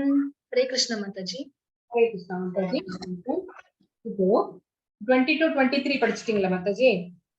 எஸ் மாதாஜி. ஓகே. இப்போ இந்த ஸ்லோகங்கள் சமாதி நிலையை பத்தி சொல்லுது. கடைசி நிலை. சோ யம நியம ஆசன பிராணயாம பிரத்யாகார தாரண தியான கடைசி நிலையான சமாதி நிலையை பத்தி சொல்லுது. சமாதி என்று அழைக்கப்படும் இந்த பக்குவ நிலையில் மனம் யோக பயிற்சியின் மூலமாக ஜட செயல்களிலிருந்து முழுமையாக விளக்கப்படுகிறது. சோ அந்த யோகி போய் காட்டுல தனியான இடத்துல உட்கார்ந்துட்டார். மனசு புலன்கள் எல்லாத்தையும் கட்டுப்படுத்தி கான்சென்ட்ரேட்டடா அவர் வந்து எந்நேரம் பகவானுடைய நினைப்பிலேயே இருக்கிறார். அப்போ அந்த மனசு பகவானோட நிலப்புல லயிச்சு இருக்குது. அவர் எந்த செயல்களுமே செய்யல, ஜட செயல்கள் எதுவுமே செய்யல. போய் ஆபீஸ்க்கு போனாரா, சாப்பிட்டாரா, குளிச்சாரா, எந்த செயல்களுமே செய்யல. அவர் பாட்டுக்கு தியானத்திலேயே உட்கார்ந்து இருக்கிறார். சோ இந்த ஜட செயல்கள்ல இருந்து முழுமையாக விலகி போய்விட்டார் அவர். சோ அவரோட மனசு எப்படி இருக்குது? களங்கங்கள் இல்லாம பகவானை மட்டுமே நினைச்சிட்டு இருக்கிறதுனால தூய்மையாக இருக்கிறது. அப்போ அந்த தூய்மையான நிலையில இருக்கிறதுனால பகவானுக்கும் அவருக்கும் நடுவுல ஒரு ரிலேஷன்ஷிப் வந்திருக்கு. இப்போ பகவான் எப்படிப்பட்டவர்? சத் சித் ஆனந்தம். அவர் என்னைக்குமே ஆனந்தமாக இருக்கக்கூடியவர். அப்போ அதே ஆனந்தத்தை வந்து இவரும் வந்து அனுபவிக்க தொடங்குகிறார் அந்த பக்குவ நிலையில. சோ அந்த இன்ப நிலையில இந்த புலன்கள் எல்லாமே திவ்யமான புலன்களாக மாறிடுச்சு. சோ இத்தனை நாள் பௌதீகத்துல இருந்த புலன்கள் இப்போ எப்படி மாறிடுச்சு? ஒரு தெய்வீகமான அந்த நிலையில மாறிடுச்சு. அதனால அந்த ஆனந்தத்தை அவன் அனுபவிக்க முடிகிறது. பகவான் எப்படி ஆனந்தமா இருப்பாரோ அதே ஆனந்தத்தை ஏன் ஆனந்தப்படுகிறான்? பகவானுக்கும் அவருக்கும் ஒரு ரிலேஷன்ஷிப் வந்து பகவானை அவர் பார்த்து கொண்டே இருக்கிறார். இந்த மாதிரி ஒரு நிலையை அடைந்தவன் செல்ஃப் ரியலைஸ்ட் பர்சன், சிதாதிர் முனி அப்படின்னு சொல்லப்படுகிறது. அப்போ அவர்கள் வந்து அந்த நிலையிலே இருந்து கீழே வர்றதே கிடையாது. அப்போ இதை விட அவருக்கு தெரியுது, இதை விட மிகப்பெரிய இன்பம் வேறு கிடையவே கிடையாது அப்படிங்கிற அந்த முடிவுக்கு அவர் வந்திருக்கிறார். அது உண்மை என்று தெரிஞ்சிருச்சு அவருக்கு. இந்த மாதிரி நிலைமையை தவிர வேற எந்த நிலையுமே நிரந்தரமானது கிடையாது. இதுதான் நிரந்தரமான இன்பம், நித்தியமான இன்பம் அப்படின்னு தெரிஞ்சிருச்சு. அந்த நிலையில் அமைந்தவன் மாபெரும் துன்பங்களுக்கு மத்தியிலும் ஒருபோதும் அசைக்கப்படுவதில்லை. அவனுக்கு வெளியில ஏதாவது துயரங்கள் துன்பங்கள் நேர்ந்தாலும் கூட அது வந்து ஒரு துன்பமாகவே அவனுக்கு தெரியல. ஏன்னா இது எல்லாமே தற்காலிகம். இதெல்லாம் அப்படி நடந்துட்டே இருக்கும். அதனால அவர் வந்து அதுக்கு இம்பார்ட்டன்ஸ் கொடுக்கறதே கிடையாது. ஏன்னா உள்ள வந்து அவர் மிகப்பெரிய ஒரு ஆனந்தத்தை அனுபவிச்சுட்டு இருக்கிறார் அப்படின்னு. இதுதான் வந்து சமாதி நிலை அப்படின்னு வந்து சொல்லப்பட்டிருக்கிறது. நமக்கு தெரியும் இல்லைங்களா? நம்ம நிறைய இந்த சித்தர்கள் முனிவர்கள் இவங்களை எல்லாம் பத்தி நம்ம படிச்சிருக்கோம், கேட்டிருப்போம். அவங்க எப்படிப்பட்டவங்க? எப்பவுமே வந்து ஒரு என்ன சொல்றது, வேறொரு ஆள் மனதுல வேற ஏதோ ஒரு நினைப்போட தான், ஒரு கனவுலகத்துலதான் சஞ்சரிச்சிட்டு இருக்கிற மாதிரி இருக்கும். அவங்க என்ன நம்ம பேசினாலும் அவங்களுக்கு காதுல விழுந்த மாதிரியே தெரியாது. நம்ம ஏதாவது கொடுத்தாலும் எதுக்குமே வந்து எந்த ரியாக்ஷனுமே இருக்க மாட்டாங்க. ஏன்னா அவங்க வேற ஒரு உலகத்துல இருக்காங்க. சோ அதுதான் வந்து சமாதி நிலை. அந்த உலகத்துல பகவானும் அவர்களும் மட்டுமே இருக்கிறாங்க. 2 பேருமே ஆனந்தத்தை அனுபவித்துக் கொண்டு இருக்கிறாங்க. இங்க போக்கஸ் பத்தி 3 பிக்சர்ஸ் கொடுத்து பாருங்க. இது நம்மளுக்கு தெரியும். இந்த பிக்சரை நம்ம ஆல்ரெடி பார்த்துட்டோம் இல்லைங்களா? துரோணாச்சாரியாரும் அர்ஜுனரும் எப்படி வந்து அவர் வந்து பயிற்சி கொடுக்கும் போது ஒரு மரத்துல வந்து என்ன இருக்கு அப்படின்னு ஒவ்வொருத்தரா கூப்பிட்டு கேட்கிறார். துரியோதனன், துச்சாதனன் ஒவ்வொருத்தரா கூப்பிட்டு கேட்கும் போது இவன் யுதிஷ்டர் அப்புறம் வந்து எல்லாத்தையும் கூப்பிட்டு பீமன் எல்லாத்தையும் கூப்பிட்டு கேட்கும்போது அந்த மரத்துல அது தெரியுது, இலை தெரியுது, இலை தெரியுது இப்படிதான் சொன்னாங்க. அந்த பறவை தெரியுதுன்னு கூட சில பேர் சொன்னாங்க. ஆனா துரோணாச்சாரியர் என்ன சொன்னார்? அந்த பறவையின் கண்ணதான் வந்து குறி வச்சு அடிக்கணும்னு சொன்னாரு. அப்போ அர்ஜுனர் சொல்றாரு, உனக்கு என்ன தெரியுது அப்படின்னா அந்த பறவையின் கண் மட்டும்தான் எனக்கு தெரியுது அப்படின்னாரு. அந்த மாதிரி இருக்கணும் போக்கஸ் அப்படிங்கிறதுதான். அப்ப இங்க என்ன அப்படின்னு கேட்டீங்கன்னா, பாண்டவர் அஞ்ஞான வாசம் உங்களுக்கு தெரியும் இல்லைங்களா? 12 ஆண்டுகள் வந்து அவங்க வந்து வனவாசத்துல இருக்கணும். அப்புறம் 1 வருஷம் வந்து அஞ்ஞான வாசத்துல இருக்கணும். அஞ்ஞான வாசம் அப்படின்னா அவங்க வந்து அவங்களுடைய அந்த தோற்றத்தை மறைத்து கொண்டு 1 வருஷம் இருக்கணும். யார் கண்ணிலையாவது பட்டுட்டாங்க அப்படின்னா அவங்க இதுதான் வந்து அர்ஜுனன், இதுதான் வந்து பீமன் அப்படின்னு கண்டுபிடிச்சிட்டாங்க அப்படின்னா அவங்க மறுபடியும் 12 வருஷங்கள் வந்து காட்டிலேயே வனவாசத்துக்கு போகணும். இதுதான் வந்து துரியோதனனுடைய பிளான். எப்படியாவது அந்த அஞ்ஞான வாசத்துல அவங்களை கண்டுபிடிச்சு அவங்கள காட்டிலேயே வந்து அவங்களுடைய வாழ்நாள் முழுக்க இருக்க வச்சிடணும் அப்படிங்கறதுதான் துரியோதனுடைய பிளான். ஆனா இங்க வந்து இந்த மாதிரி ஒரு முடிவு எடுத்ததுக்கு அப்புறம் அவங்க வந்து விதுர மகாத்மா, இவர் வந்து விதுர மகாத்மா, இவங்க வந்து ரொம்ப பஞ்ச பாண்டவர்கள் வந்து ரொம்ப வருத்தத்தோட கேக்குறாங்க. இது வந்து எங்களுக்கு பெரிய கஷ்டமா இருக்கு. இத வந்து எங்களுக்கு இது பெரிய அதர்மம், இதை எங்களால ஏத்துக்கவே முடியல அப்படின்னு சொல்லும் போது விதுர மகாத்மா என்ன சொல்றாரு அப்படின்னா, இத வந்து இப்போ ஒரு ஏகாதசி விரதம் இருக்கிறோம் இல்லைங்களா? சோ மாசத்துல 2 ஏகாதசி வருது. அப்போ நம்ம என்ன பண்றோம்? அத வந்து சந்தோஷமா ஏத்துக்கிறோம். அந்த மாதிரி இதையும் வந்து நீங்க ஒரு தியானம் மாதிரி ஏத்துக்கோங்க. இத வந்து தியானம் மாதிரி ஏத்துக்கிட்டீங்க அப்படின்னா அது உங்களுக்கு கஷ்டமாவே தெரியாது அப்படின்னு வந்து சொல்றாரு. சோ அதுதான் இந்த பிக்சர். இங்க வந்து திரௌபதியினுடைய சுயம்பரம் நடக்கிறது. அப்போ அங்க வந்து ஒரு போட்டி நடக்கிறது. நீங்க பாருங்க, இந்த வந்து கண்ணாடி இந்த இந்த இத பார்த்துக்கிட்டு மேல வந்து ஒரு மீன் வந்து சுத்திக்கிட்டே இருக்கு. அந்த மீனுடைய கண்ணை வந்து குறி வச்சு அடிக்கணும். அப்படி அடிச்சாதான் வந்து ஜெயிச்சவங்க அவங்களுக்குதான் வந்து திரௌபதியை வந்து மனம் முடித்து தரப்படும் சொன்னோன்னே அர்ஜுனர் வந்து கரெக்டா வந்து அடிச்சு திரௌபதியை கல்யாணம் பண்ணிக்கிறார் இல்லையா? அந்த சுயம்பரத்துல. அதெல்லாம் உங்களுக்கு தெரிஞ்ச கருத்து தான். ஹரே கிருஷ்ணா மாதாஜி. ஹரே கிருஷ்ண. சஞ்சலம் ஹி மன கிருஷ்ண பிரமாதி பலவத்ருடம் தஸ்யாஹம் நிக்ரஹம் மன்யே வாயோரிவ சுதுஷ்கரம். ஹரே கிருஷ்ண மாதாஜி. ஹரே கிருஷ்ணா மாதாஜி. இங்க வந்து மறுபடியும் வந்து என்ன சொல்றார்? அர்ஜுனர் கேட்கிறார், மனசை அடக்கி யோகிகள் உட்கார்றாங்க, மனசை அடக்கி யோகிகள் உட்கார்றாங்க, மனசால எப்பவுமே என்னையே நினைச்சிட்டு இருக்காங்க அப்படி எல்லாம் நீங்க சொல்றீங்களே கிருஷ்ணா, மனம் அமைதியற்றதாச்சே இல்லைங்களா? யாரோட மனசாவது ஒரு நிமிஷம் அப்படி உட்காருமா? உட்காராது. அது குழப்பம் நிறைந்தது, அது அடங்காதது, சக்தி மிகுந்தது. எவ்வளவு சக்தி இல்லைங்களா? ஒரே நிமிஷத்துல நம்ம எல்லா காண்டினென்ட்டுக்கு போயிட்டு வந்துருவோம் இல்லையா? ஆஸ்திரேலியாக்கு போயிடுவோம், மறுபடியும் இந்தியாவுக்கு வருவோம், மறுபடியும் அமெரிக்காவுக்கு போவோம். ஒரே செகண்ட்ல எல்லா இடத்துக்கும் போயிட்டு வந்துருவோம். அந்த மாதிரி சக்தி மிகுந்ததாச்சே. நான் வீசும் காற்றை கூட அடக்கிடுவேன். ஆனா என்னோட மனசை அடக்குறது எனக்கு கடினமாக தோன்றுகிறது இல்லையா? இல்லையா மாதாஜீஸ், பிரபுஜீஸ்? உண்மைதானே? சாட் பாக்ஸ்ல போடுங்க, எஸ் ஆர் நோன்னு போடுங்க. இல்ல இல்ல நான் எல்லாம் என் மனசை நான் கண்ட்ரோல் தான் வச்சிருக்கிறேன் அப்படிங்கிறவங்க அதுவும் சொல்லுங்க, நான் தெரிஞ்சுக்கிறேன். சாட் பாக்ஸ்ல போட்டிருக்கீங்களா? எஸ். சரி சரி சரி. It's difficult. Okay okay okay. சரி Mataji, thank you thank you devotees, thank you. ஆமா, நான் இன்னைக்கு சாண்ட் பண்ண போறேன் அப்படின்னு சொல்லிட்டு ஜபமாலை எடுத்துட்டு உட்காருவோம் இல்லைங்களா? உட்கார்ந்து ஒரு 5 மந்திரம் 5 தடவை கூட சொல்லியிருக்க மாட்டோம். அப்பதான் வந்து என்ன மழை வர்ற மாதிரி இருக்கே, மொட்டை மாடியில துணி போட்டோமே, இல்லைன்னா ஸ்டவ்ல பாலை வச்சுட்டு வந்திருக்கோமே, இல்லையா? இல்லைன்னா வேற ஏதாவது விஷயம், ஆபீஸ்ல நடந்த விஷயம், இல்லைன்னா நேத்து போட்ட சண்டை, இல்லைன்னா ஏதாவது ஒண்ணு மனசுல வந்து நம்ம மனச வந்து அமைதி இல்லாத மாதிரி பண்ணிடும். எங்கேயாவது இழுத்துட்டு போயிடும். நம்ம அந்த மனச அங்க இருந்து இழுத்துட்டு வந்து மறுபடியும் சேன் பண்ண உட்கார வைக்கணும். அப்புறம் உட்கார வச்சோன்னா மறுபடியும் வேற ஒரு விஷயத்துக்காக ஏதோ ஒரு சத்தம் கேட்கும். உடனே வேற ஒரு விஷயத்துக்கு போயிடும். மறுபடியும் அங்க இருந்து இழுத்துட்டு வந்து உட்கார வைக்கணும். இது நம்மளுக்கு வந்து நிறைய பேர்த்துக்கு இந்த அனுபவம் இருக்கும் அப்படின்னு நினைக்கிறேன். இல்லைன்னா மனசை அடக்கவே முடியாது. சரி, ஏகாதசி விரதம் இருக்கிறோம்னு வச்சுக்கோங்களேன்.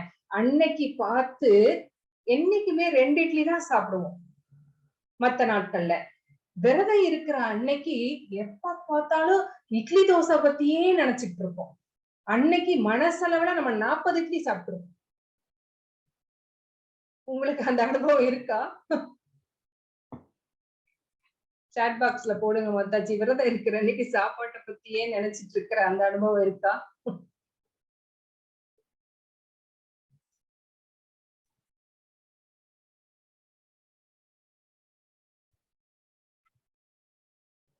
S yes Mataji. ஆமா, விரதம் இருக்கிற அன்னைக்குதான் ரொம்ப ரொம்ப பசிக்கும் இல்லையா?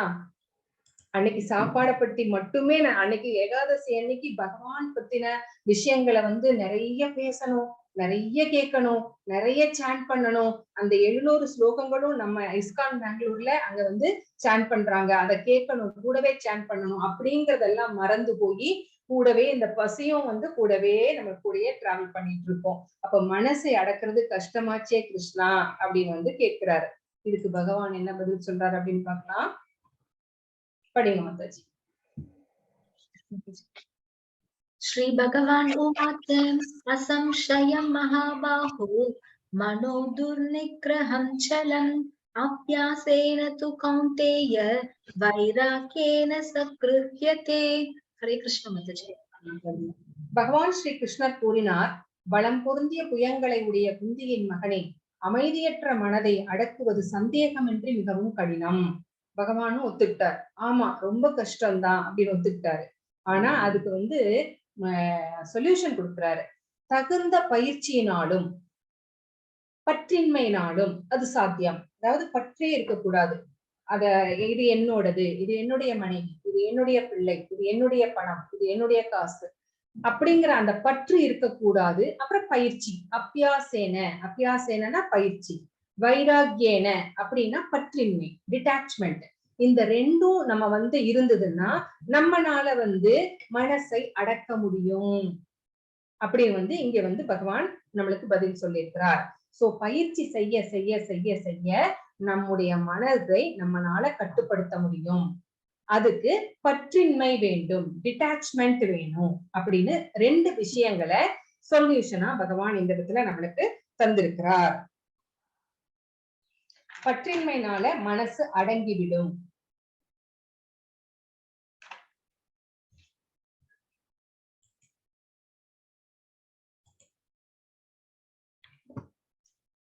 படிங்க மாதாஜி. யோகாவில் வெற்றி அடைய தவறும் ஒருவரின் இலக்கு என்ன? இந்த மாதிரி அஷ்டாங்க யோகம் செய்யும் போது ஒரு யோகி அதுல வந்து தோல்வி அடைந்து விட்டா அவருக்கு அவருடைய கதி என்னவாகும் அப்படின்னு வந்து இந்த இடத்துல அர்ஜுனர் வந்து கொஸ்டின் வைக்கிறார் பகவான் கிட்ட.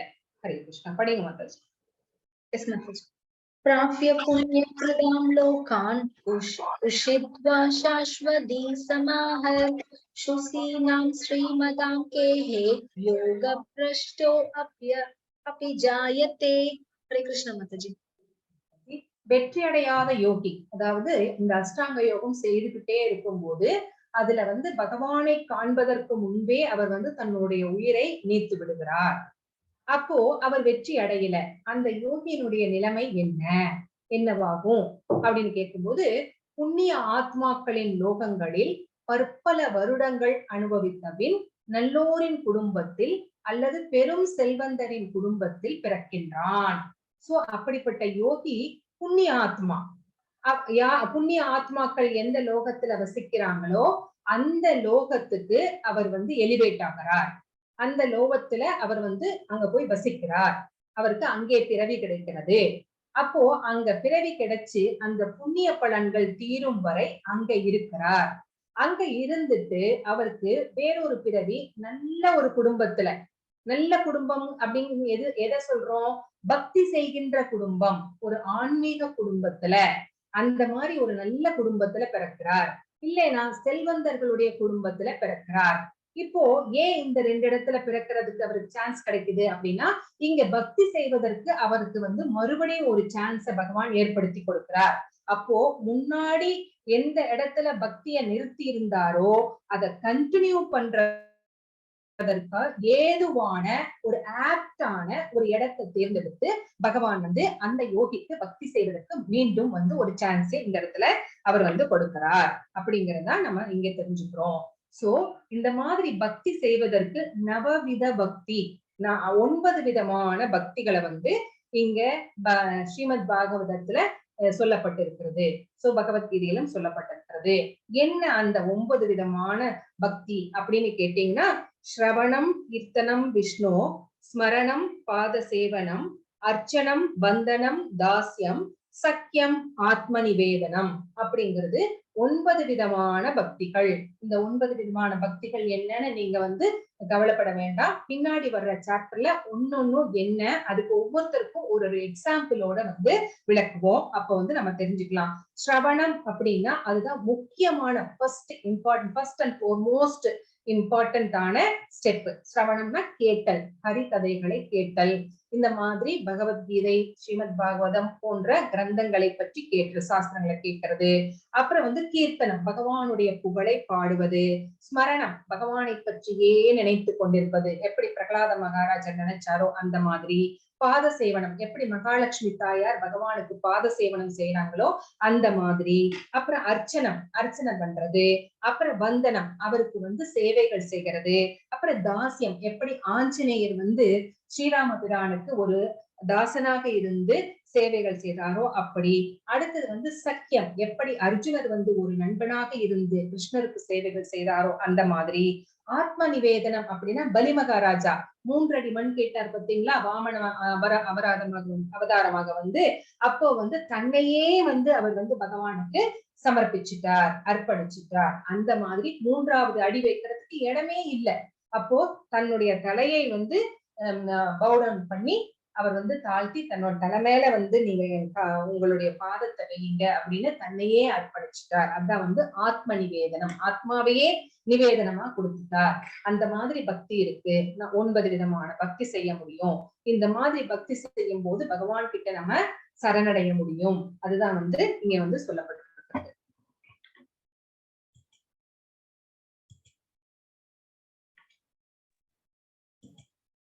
படிங்க மக்கள். अथवा योगिनाम् एव कुले भवति धीमताम् एतद्धि दुर्लभतरं लोके जन्म यत्कीदृशम्. हरे कृष्ण माताजी. இந்த ஸ்லோகத்துல என்ன சொல்றாங்க அப்படின்னா, இந்த அஷ்டாங்க யோகம் செஞ்சுட்டு இருக்கும் போதே ஒரு ஷார்ட் பீரியட்லயே அவர் இறந்துட்டாரு, பக்திய தொடர முடியல அப்படின்னா 41வது ஸ்லோகத்துல அவருடைய கதி என்ன அப்படின்னு பார்த்தோம். இங்க என்ன பார்க்க போறோம்னா, நீண்ட காலம் அஷ்டாங்க யோகம் பண்றாரு. சோ இவரும் என்ன பண்றாரு அப்படின்னா, வெற்றியை அடைவதற்கு முன்பே தன் உயிரை நீத்து விடுகிறார். அப்போ அவருடைய கதி, அந்த யோகியினுடைய, அவர் ஷார்ட் டேர்ம் பண்ணாரு, இவர் லாங் டேர்ம் பண்ணாரு.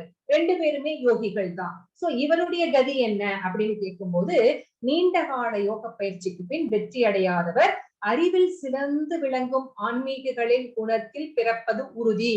சோ நல்ல குடும்பம், ஆன்மீகமான குடும்பம், அறிவில் சிறந்த குடும்பம் எதுவோ அந்த குலத்துல இவர் நீண்ட காலம் பயிற்சி செய்த யோகிகள் பிறக்கிறார்கள். இந்த பிறவி அப்படி பிறக்கிறது அப்படிங்கிறது ரொம்ப ரொம்ப அரிதானது. இட்ஸ் வெரி ரேர் அப்படின்னு சொல்றார். அதுதான் நீண்ட கால யோகம் செய்து வெற்றியை தவறவிட்ட ஒரு யோகியினுடைய நிலை. சோ அவர் நல்ல குடும்பத்துல பிறக்கிறார். ஆனா இப்படிப்பட்ட பிறப்பு அப்படிங்கிறது இட்ஸ் வெரி ரேர் அப்படின்னு இந்த இடத்துல 42வது ஸ்லோகத்துல சொல்லப்பட்டிருக்கிறது. ஹரே கிருஷ்ணா. योगिनां हवि सर्वेषां मत्कदेनान्तर् आत्मना श्रद्धावान् भजते यो मां समे युक्ततमो मदः. हरे कृष्ण माताजी.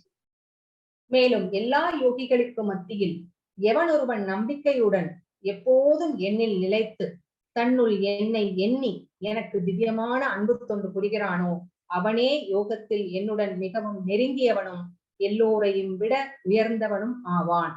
இதுவே எனது அபிப்பிராயம். சோ இந்த மாதிரி யோகிகளுக்குள்ள யார் சிறந்தவர்கள் அப்படின்னு இங்க பகவான் சொல்றார். யாருக்கு பகவான் மேல ரொம்ப பெரும் நம்பிக்கை இருக்கிறதோ, எப்போதும் தன்னுள் நிலைத்து பகவானையே யார் நினைச்சிட்டு அவருக்கு அன்பு தொண்டு டிவோஷனல் சர்வீஸ் பண்ணிட்டு சோ அந்த யோகத்துல ஈடுபட்டுட்டு இருக்கிறாங்களோ அவங்கதான் எனக்கு ரொம்ப நெருங்கியவர்கள். சோ இன்டிமேட் அந்த மாதிரி இருக்காங்க. அவங்க மற்றவர்களை விட உயர்ந்தவர்கள். சோ இதுதான் என்னுடைய அபிப்பிராயம் அப்படின்னு தன்னுடைய அபிப்பிராயத்தை பகவான் இங்க சொல்லியிருக்கிறார்.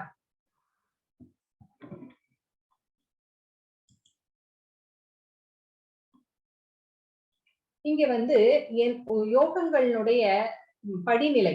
இப்போ கர்மயோகம் பார்த்தோம், ஞான யோகம் பார்த்தோம், அஷ்டாங்க யோகம் பார்த்தோம். இது எல்லாமே இந்த படிக்கட்டுகளுடைய படிக்கட்டுகள், இந்த ஏணியினுடைய படிக்கட்டுகள். சோ கடைசியில எந்த யோகத்தை நம்ம பயிற்சி செய்தா பகவானை அடைய முடியும் அப்படின்னா பக்தி யோகத்தை பயிற்சி செய்தா மட்டும்தான் நம்ம பகவானை அடைய முடியும். அப்போ இது எல்லாமே படிக்கற்கள், ஸ்டெப்பிங் ஸ்டோன்ஸ் இந்த மத்த யோகங்கள் எல்லாமே அப்படிங்கறத நம்ம புரிஞ்சுக்கணும். யார் எந்த யோகம் செய்தாலும் சரி, பக்தி யோகம் செய்தால் மட்டுமே கடவுளை அடைய முடியும். அப்போ நம்மளுக்கு இந்த யுகத்துல நம்மளுக்கு நாம சங்கீர்த்தனம் தான் உயர்ந்த தர்மமாக சொல்லப்பட்டிருக்கிறது. அப்போ சத்திய யுகத்துல என்ன செஞ்சு பகவானை அடைஞ்சாங்க அப்படின்னா தியானம் செய்தார்கள். திரேதா யுகத்துல யாகம் செய்தார்கள். துவாபர யுகத்துல கோயில் வழிபாடுகள் எல்லாம் செய்தார்கள். இதெல்லாம் செஞ்சுதான் அவங்க ரொம்ப கஷ்டப்பட்டுதான் பகவானை அடைந்தார்கள். ஆனா இந்த கலியுகத்துல பகவான் சைத்தன்யர் நமக்கு பகவானுடைய அந்த நாமாக்களை உச்சரிச்சாலே போதும் நம்ம பகவானை எளிதாக அடைய முடியும் அப்படின்னு சங்கீர்த்தன யத்தனத்தை சொல்லி கொடுத்திருக்கிறார். அப்போ மற்ற யோகங்களும் பக்தி யோகத்தையும் இங்க கம்பேர் பண்றாங்க. ஒருத்தருடைய வீடு 10வது மாடியில இருக்கு அப்படின்னா அதுக்கு நம்ம படிக்கட்டுகள் வழியாக ஏறி போவோமா இல்ல லிப்ட்ல போவோமா? உங்க வீடே இருக்கு 10th ஃப்ளோர்ல இருக்கு, நீங்க எதை செலக்ட் பண்ணுவீங்க? லிப்டா இல்ல படிக்கட்டு வழியா போவீங்களா? நான் படிக்கட்டு வழியா போறேன், எனக்கு அது ஒரு எக்ஸசைஸ் மாதிரி அப்படின்னு சொல்றவங்க கூட இருப்பாங்க. ஆனா அது உண்மை இல்ல. 10வது மாடிக்கு போறவங்க கண்டிப்பா லிப்ட தான் யூஸ் பண்ணுவாங்க. அப்போ கர்ம யோகம், ஞான யோகம், அஷ்டாங்க யோகம், தியான யோகம் இதெல்லாம் படிக்கட்டுல போற மாதிரி. அப்போ பக்தி யோகம் லிப்ட்ல போற மாதிரி.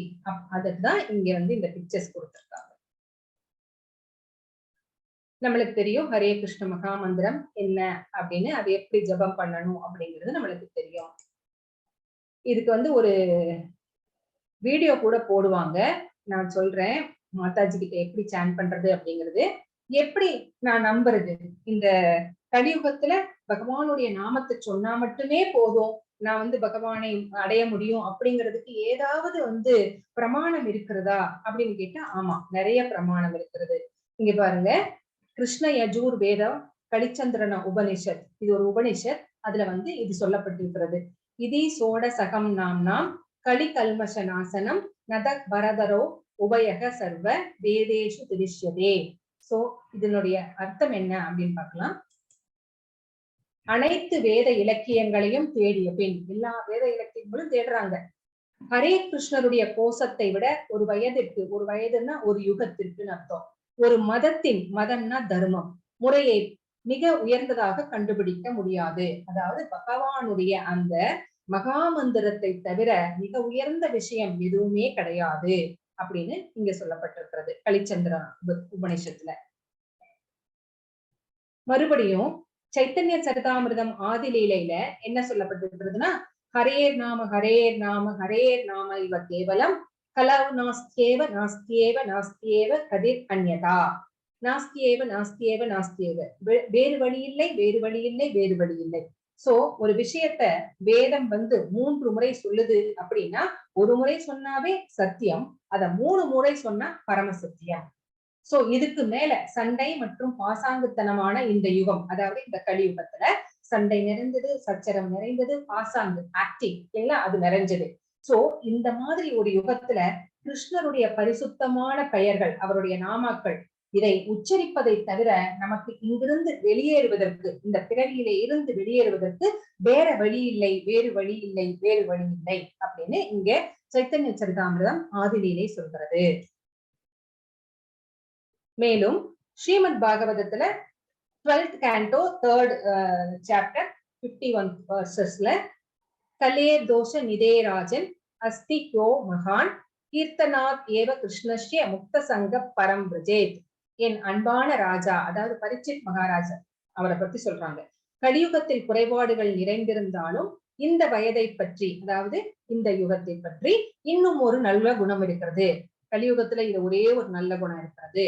வெறுமனே ஹரே கிருஷ்ணா மகாமந்திரத்தை உச்சரிப்பதன் மூலம் ஒருவள் பொருள் அடிமைத்தனத்திலிருந்து விடுபட்டு, அதாவது இந்த பௌதிக உலகத்திலிருந்து விடுபட்டு ஆழ்நிலை ராஜ்யத்திற்கு, அதாவது பகவானுடைய ஆன்மீக ராஜ்யத்திற்கு உயர்த்தப்படலாம். சோ பகவானுடைய நாமத்தை சொல்றதன் மூலமாகவே நம்ம பகவானுடைய லோகத்தை, அவருடைய திருநாட்டை, பூலோக விருந்தாவனத்தை அடையலாம். மறுபடியும் யக்னோவ ஜப யக்னோஸ்மி. சோ கிருஷ்ணராகிய நான் யாகங்களின் என் பெயர்களை உச்சரிக்கும் ஜபயக்னம் ஆவேன். அப்போ நம்ம அவருடைய பேரை நம்ம உச்சரிக்கும் போது அதுதான் நம்ம பண்ற யக்னம். ஏன்னா இப்பெல்லாம் நம்ம யக்னம் பண்ண முடியுமா, யாகம் பண்ண முடியுமா? நம்மனால முடியாது, அதுக்கு பொருட்செலவு நிறைய. அதெல்லாம் அந்த காலத்துல மன்னர்கள் பண்ணினது. நம்மனால இப்ப பண்ண முடியாது. நம்மனால பண்ண முடிஞ்சது பகவானுடைய நாமாக்களை உச்சரிக்கிறது தான், ஜபம் பண்றது மட்டும்தான் நம்ம பண்ணக்கூடிய யக்னம். இது பகவத்கீதை 10வது சாப்டர்ல 25th வெர்சஸ்ல நம்ம பார்ப்போம். மறுபடியும் சைத்தன்ய சரிதாமிர்தம் அந்திய லீலையில நாம் அகாரி பகுதா நிஜ சர்வ சக்திஸ் தத்ரார்பிதா நியமிதா ஸ்மரணே நகாலகா ஏதத் த்ருஷி தவா கிருபா பகவான் மாமாபி துர்தைவம் இத்ருஷம் இஹாஜனி நானுராகா. சோ இதனுடைய அர்த்தம், என் ஆண்டவரே, கடவுளின் உயர்ந்த ஆளுமை உங்கள் புனித பெயரில் வாழும் நிறுவனத்திற்கு அனைத்து நல்ல அதிர்ஷ்டங்களும் உள்ளன. எனவே உங்களுக்கு கிருஷ்ணா மற்றும் கோவிந்தா போன்ற பல பெயர்கள் உள்ளன. உங்கள் பெயர்களை நீங்கள் அந்த பெயர்களில் முதலீடு செய்துள்ளீர்கள் மற்றும் அவற்றை நினைவில் கொள்வதற்கு கடினமான மற்றும் வேகமான விதிகள் எதுவும் இல்லை. இது சைத்தன்ய சரிதாமிர்தம் அந்தி லீலையில, அதாவது பகவானுடைய அந்த சக்தி பகவானுடைய பேர்ல டெபாசிட் பண்ணப்பட்டிருக்கிறது. நம்ம எப்படி பணத்தை கொண்டு போய் பேங்க்ல டெபாசிட் பண்றோம் நம்ம பேர்ல, இல்லைங்களா? அதே மாதிரி பகவானுடைய அந்த சக்தி, அந்தரங்க சக்தி பகவானுடைய அந்த பேர்கள்ல, கோவிந்தா, கேசவா, மாதவா, ஜனார்தனா, அந்த மாதிரி பேர்கள்ல டெபாசிட் பண்ணப்பட்டிருக்கு. அப்போ அந்த பேர்களை நம்ம உச்சரிக்கும் போது அவருடைய அந்தரங்க சக்தி நம்முடைய நாவிலே நடனமாடுகிறது. சோ பகவானே நம்ம நாவிலே நடனமாடுகிறார் அப்படின்னு நம்ம இங்க எடுத்துக்கணும். பகவான் வேற, அவருடைய நாமாக்கள் வேற கிடையாது. சோ இங்க அஷ்டாங்க யோகத்தினுடைய அந்த ரீகேப், முக்கியமான விஷயங்கள் என்ன நம்ம முதல்ல பார்த்தோம். ஃபர்ஸ்ட்ல இருந்து அதை பார்த்துடலாம். அஷ்டாங்க யோகத்துல எவ்வாறு முன்னேறுவது, அஷ்டாங்க யோகத்தினுடைய நிலைகள், 8 நிலைகள் என்னென்ன, ஏன் மனதை கட்டுப்படுத்த வேண்டும், ஒரு தோல்வியுற்ற யோகி, அதாவது ஷார்ட் பீரியட்ல தன்னை அவர் இறந்துட்டா அவருடைய கதி என்ன, லாங் பீரியட் அந்த அஷ்டாங்க யோகத்தை பயிற்சி செய்தவர் இறந்துட்டா அவருடைய நிலை என்ன அப்படின்னு பார்த்தோம். அப்போ யோகங்களிலே மிக உயர்ந்த யோகம் எது, பக்தி யோகம் தான் அப்படிங்கிறதையும் நம்ம பார்த்தோம். சோ இதோட நான் ஸ்டாப் ஷேர் பண்றேன். இதுதான் தியான யோகம். இந்த விஷயங்கள்ல, இந்த சாப்டர்ல உங்களுக்கு ஏதாவது புரியல அப்படின்னா நீங்க கேட்கலாம். உங்களோட